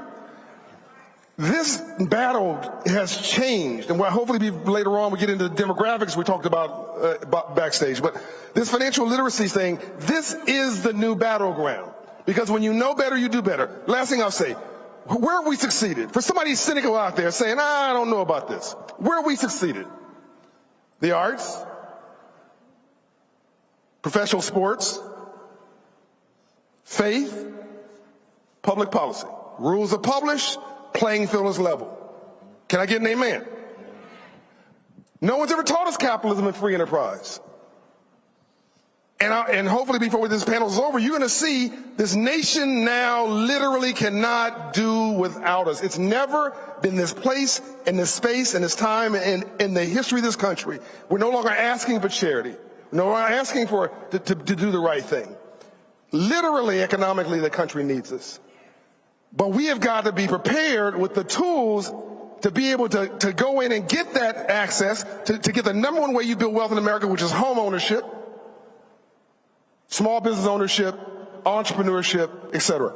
In Atlanta, Mayor Andre Dickens said, I want a bank account for every kid in kindergarten. People laughed at him. What are you talking about? And Keisha Lance Bottoms. We now have an account for every kid and 7,000 kids in Atlanta public schools and kindergartens. Here's the drop the mic. Check this out. If you have a bank account in kindergarten, nothing else, no money in it, you're 50% more likely to go to college. If you have $50 in that account in kindergarten, you're 75% more likely to graduate from college. Because the kid is connecting education to aspiration. There's nothing wrong with us, except we never got the business plan, we never got the memo. And we never got a chance. Applause for generational wealth. So I'm gonna get more into this on Monday, Michael. But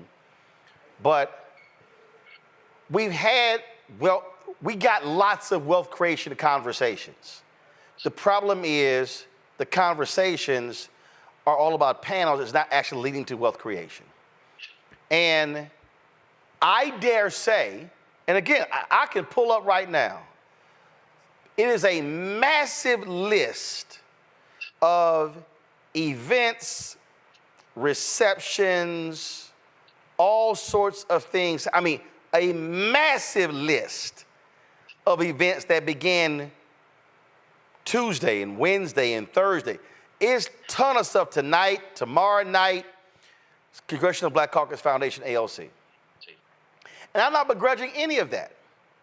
But I dare say, if there is a place to start when it comes to driving this, it's all of those sponsors, and we're gonna show them all on Monday, all of the sponsors, all of the corporations that are here at CBCF that are sponsoring concerts and tables and receptions and awards and panels. And we've got to be asking the question of every single one of them, How much money are you spending with black law firms and professional services? Yep. Black accounting firms? Are you using black caterers? I'm not talking about this week at CBCF. I'm talking about in their companies. Do you have black limousine companies? Black event planners? How much money are you spending with black-owned media? That's the question. See, I'm not actually interested in more conversation about wealth creation. I want to actually spend time on wealth creation. And to me, if 95% of all black-owned businesses do less than $5 million in revenue, well then to me, the CBC should say, our target goal when we come back in 2025 is that we push that up to 8 or 10%. But unless you establish those goals, and unless you then begin to challenge people to actually do that, then all we're gonna keep doing is having more damn conversations. Oh, I agree, Roland. First of all, I'm glad they had the panel because they are giving out some good information. I'm glad you had my frat brother John Hope on as well. But yes, number one, the sponsors of the CBC. This is a question I have when I look at things like that, and I'm speaking from the perspective of someone who managed an African American-owned business, who had various contracts, who had contracts with local city government and state government, things of this nature, but also worked alongside like corporations as well, because people talk about business ownership, but don't realize that if you don't have clients, if you don't have contracts, you really don't have a business.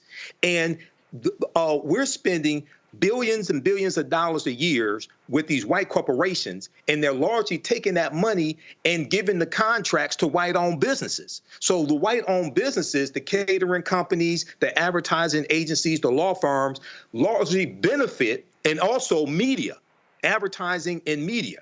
Okay, I have a background in radio. Used to sell ads for the Time during the morning show locally. I remember No Urban Dictate. You know about that, Roland. No Urban Dictate when it came to radio and media. Okay. Well, first of all, that don't just apply. That was with Katz being a number of years ago with radio. That question should also be asked about Apple, and I'm gonna be dealing with Apple on their absolutely lack of spending with black-owned media. Across the board. So again, I'm be dealing with them later, but go right ahead. Yeah. So all these corporations have to be pushed on this. And a lot of us really don't understand that. We get excited when they buy tables at our events or we see their logos and things like this. But I look at the back end. I taught my degrees in business administration. I taught entrepreneurship for 7 years. I know the money on the back end. And this is one of the things that Reverend Jesse Jackson of Rainbow Push was so good about when he had his nationwide economic boycott of Coca-Cola in 1981, because he was able to get tangibles from that. And people really need to go study what he did. Economic investment into black-owned banks, bottling companies, bottling distributorships, things like that for African Americans for Coca-Cola. And we're not really approaching this from the perspective of understanding the potential growth that getting a return on our investment in these white-owned corporations can have. Because we're spending money with them, just like how they're starving African American-owned media. Okay? That's unconscionable. They should be targeted nationwide. Some of these corporations should be targeted nationwide for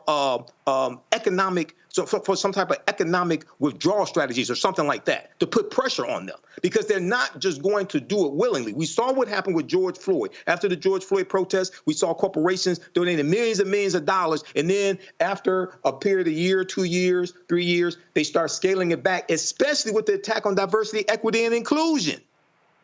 So we have to understand that how to play this game to win, and we have to keep our foot on the gas.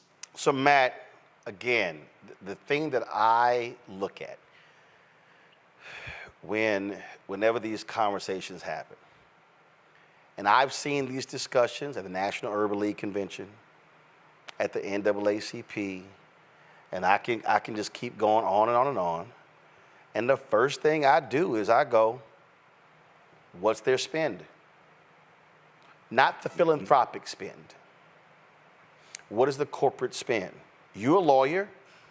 Every single one of these companies use outside law firms. Every single one of them. And they spend millions of dollars a year on professional services fees, and very few of those dollars go to black folks. So if you're a black law firm, or you're a black accounting firm, and whatever, this is how you're able. I told somebody, I was having a conversation with the head of the SBA. I said, listen, this business has been profitable. Now, for people to understand, profitable means that you made at least more than $1 than you spent. Mm-hmm. So the problem for some folk, they hear profitable and they think, oh, you make as much money as CNN. No, that's the whole problem with some folk. So you can make $1 more than you spent, and you're in the black, you're profitable. But the reality is, we have been profitable by more than $1. But the bottom line is, those expenses have to be seriously managed, because we don't know what the economic downturn will impact us next year. So I have to actually be very, very careful with what we spend between now and December 31st, because one, got to pay taxes, and then got to be able to ensure that if there's a shortfall in advertising revenue in the first and the second quarter, you're able to still pay everybody all expenses so you don't lay people off. So I say all of that to get people to understand that if we're talking about how do we build wealth, how do we create economic opportunities, I'm going to use an example, and this is very basic. I need everybody listening to what I'm talking about, because I think when we say create wealth, people start thinking Tyler Perry wealth. Now, that's a whole separate type of deal. When my TV One show ended, the sister who was doing the makeup, I was in the chair, and she says, Roland, I got to thank you. I said, why? She said, I got to thank you for hiring me to do the makeup for this show. The previous person, we had to get rid of. So Sharon did the makeup. I think it was the last two and a half years of the show.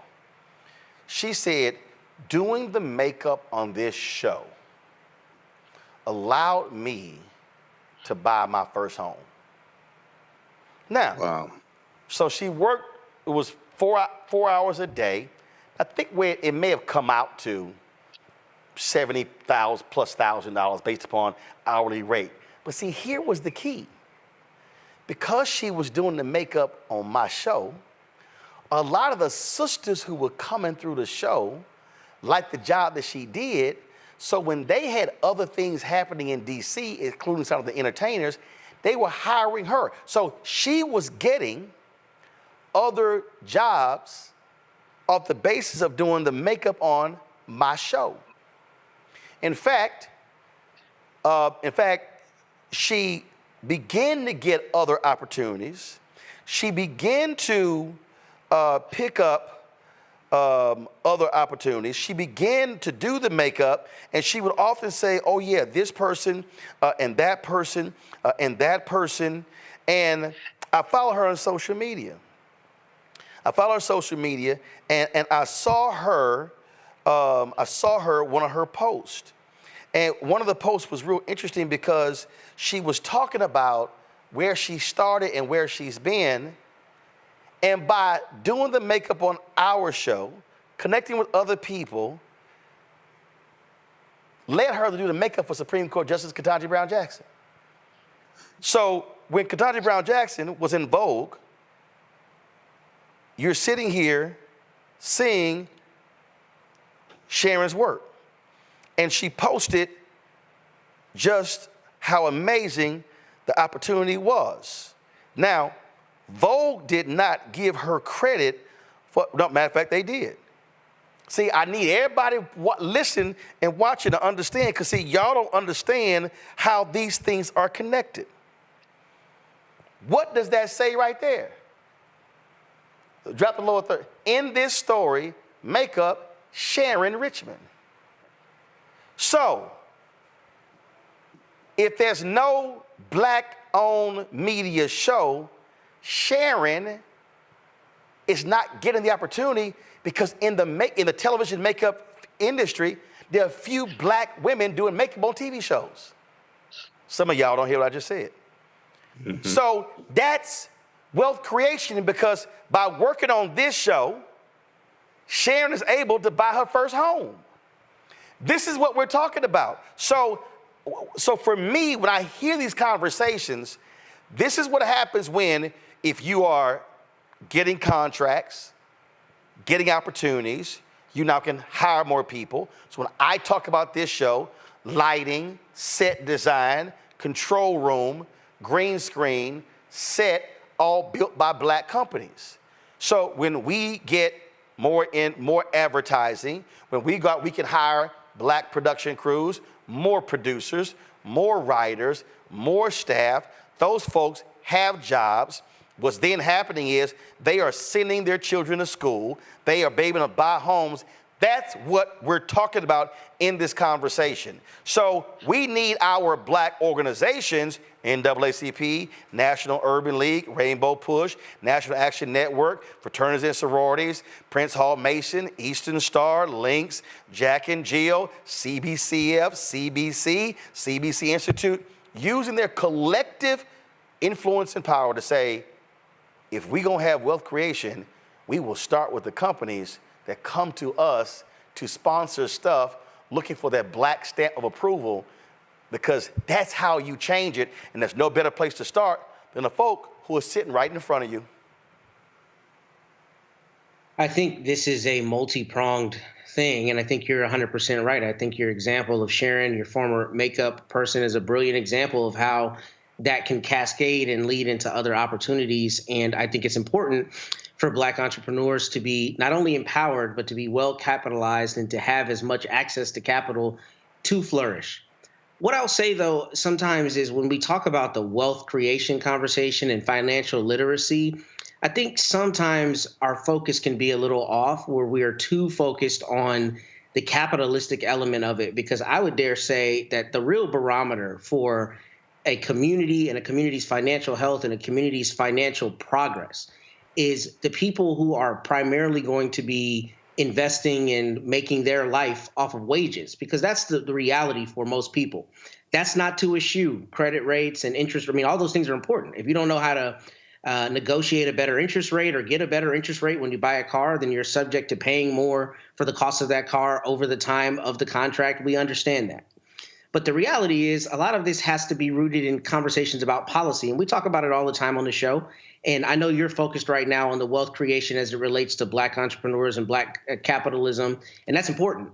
But at the end of the day, we really need to look at how is your average black person, what is happening in their life as it relates to policy that affects their ability to get that biggest asset, which is usually what, your house, right?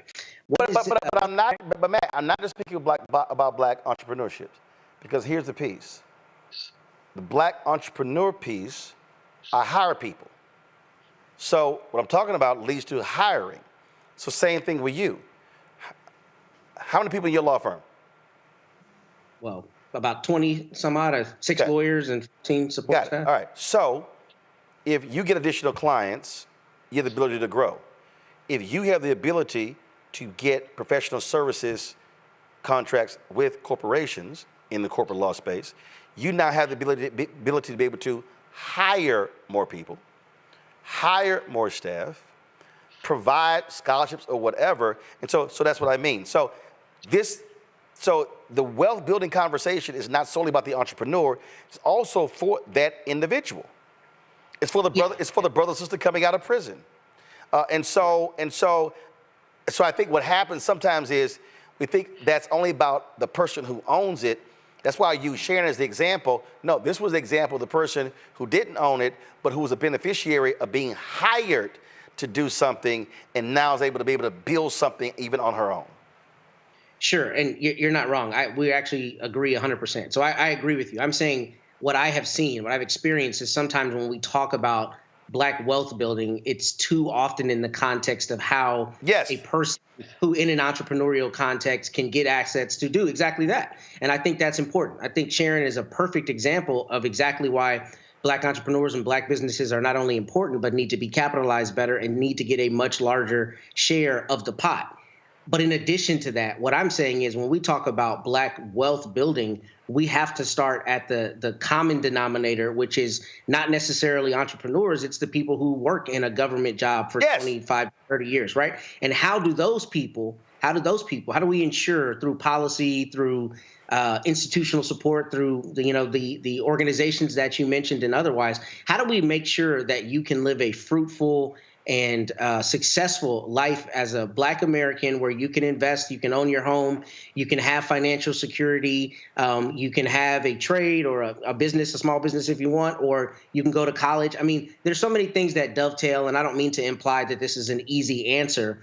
But the reason I think that conversation is important because that's the vast majority of our brothers and sisters. Yeah. It's not people with necessarily the highest earning potential and who have the opportunity to take disposable income and buy a real estate, an investment property. It's more, how do I make sure if I don't necessarily have some of those opportunities that I can send my children to a good school, I can get them educated, I can make sure they've got a little money to go out into the world. And that's the conversation I don't think we have robustly enough when it comes to wealth building, so to speak, because that's the reality for more people. And I think the real question is, how do you make sure that the government support and the government programs, like we're talking about Vice President Harris, support that? Because that's the reality of most of our brothers and sisters, and that's what we need to look at. And I'll give you this. I'm going to close it out with this here. So, John Hope Brown, he praised Deion Sanders for getting with the bank and opening accounts for his players who have children, who have babies. When John's comments, he talked about the likelihood of a kid who has $50 in a bank account in kindergarten, the likelihood of them going on to college and actually graduating. Because now they're learning that. I mean, I remember when we had little savings and loan accounts, and me, my brother, and my sister, we all had our little accounts and had $20, $30 in it, whatever. And so it was changing sort of your view in terms of what you were focused on. But the thing that I want to talk about here is that, again, close with, is that when we're talking about on the granular level, I remember when I was at TV1, we had it was Thanksgiving or Christmas, I forgot. So they had potluck, whatever the hell it was. So we're sitting in the conference room eating. And we were just talking, and I brought up the fact that when I was in Chicago a few weeks earlier, we were just taping something at Rainbow Push, and John Rogers just sort of casually, Judge Greg Mathis was asking him about mutual funds. He was talking about how his money was in Merrill Lynch, and we all thought that John Rogers and Ariel dealt with institutional investors. We didn't realize they actually had their own their mutual funds were just regular, ordinary folk. And then John goes, "Oh yeah, we have those. You know, people can start with as little as $50 a month." We all like, any of y'all know that? Everybody was like, "We know that." We were like, "John, y'all might want to tell that story." So what happened was, here we are at the staff luncheon, and I mentioned that, and two of the folks at the table, literally after lunch, went back to the office and opened an Ariel Capital mutual fund starting at $50 a month. And it was one of those basic small things that got them on the road of putting money away in the mutual fund and then be able to grow that and go from there. And that's what we're talking about here. That's information. And so what I desire is from our organizations is to use their leverage and influence to be able to drive these corporations to begin to create the downflow of dollars. I don't want them just buying a table. I want them leaving here and having the downflow of dollars to our corporations, to black companies, which this allows us to hire more people, be able to private level education, because that's actually how you create wealth. Everybody is not going to own a company, But if we are hiring more people, being able to grow, then we can actually impact. So I'm gonna have more of this on Monday. Mike, we appreciate it. Matt, thanks a lot. Kelly had to go, folks. Thank you so very much, folks. That is it. It's been a fabulous week, a difficult week. Of course, we had the vice presidential debate taking place on Tuesday. Learned early that morning the death of Frankie Beverly, and that took place. So we had our special the next day as well. Next week we'll have our tribute to James Earl Jones. We appreciate all of y'all and your support. Don't forget, support the work that we do here. Critically important. Your dollars matter, and I'm telling y'all, we're fighting a good fight. Apple and some other companies. I'm gonna tell y'all more about that later, trust me. But you can join our Bring the Funk fan club. Send your check and money order to P.O. Box 57196, Washington, D.C., 20037-0196. Cash App, again, is $RM Unfiltered, but the backup one is Cash App, Uncle Roro Martin, also, $ Uncle Roro Martin, also $ BLK Star Network, Black Star Network, $ BLK Star Network, PayPal, R Martin Unfiltered, Venmo is RM Unfiltered, Zelle, Roland at RolandSMartin.com, Roland at RolandMartinUnfiltered.com. Folks, that's it. Tomorrow, Phoenix Awards taking place. Congressional Black Caucus will be there.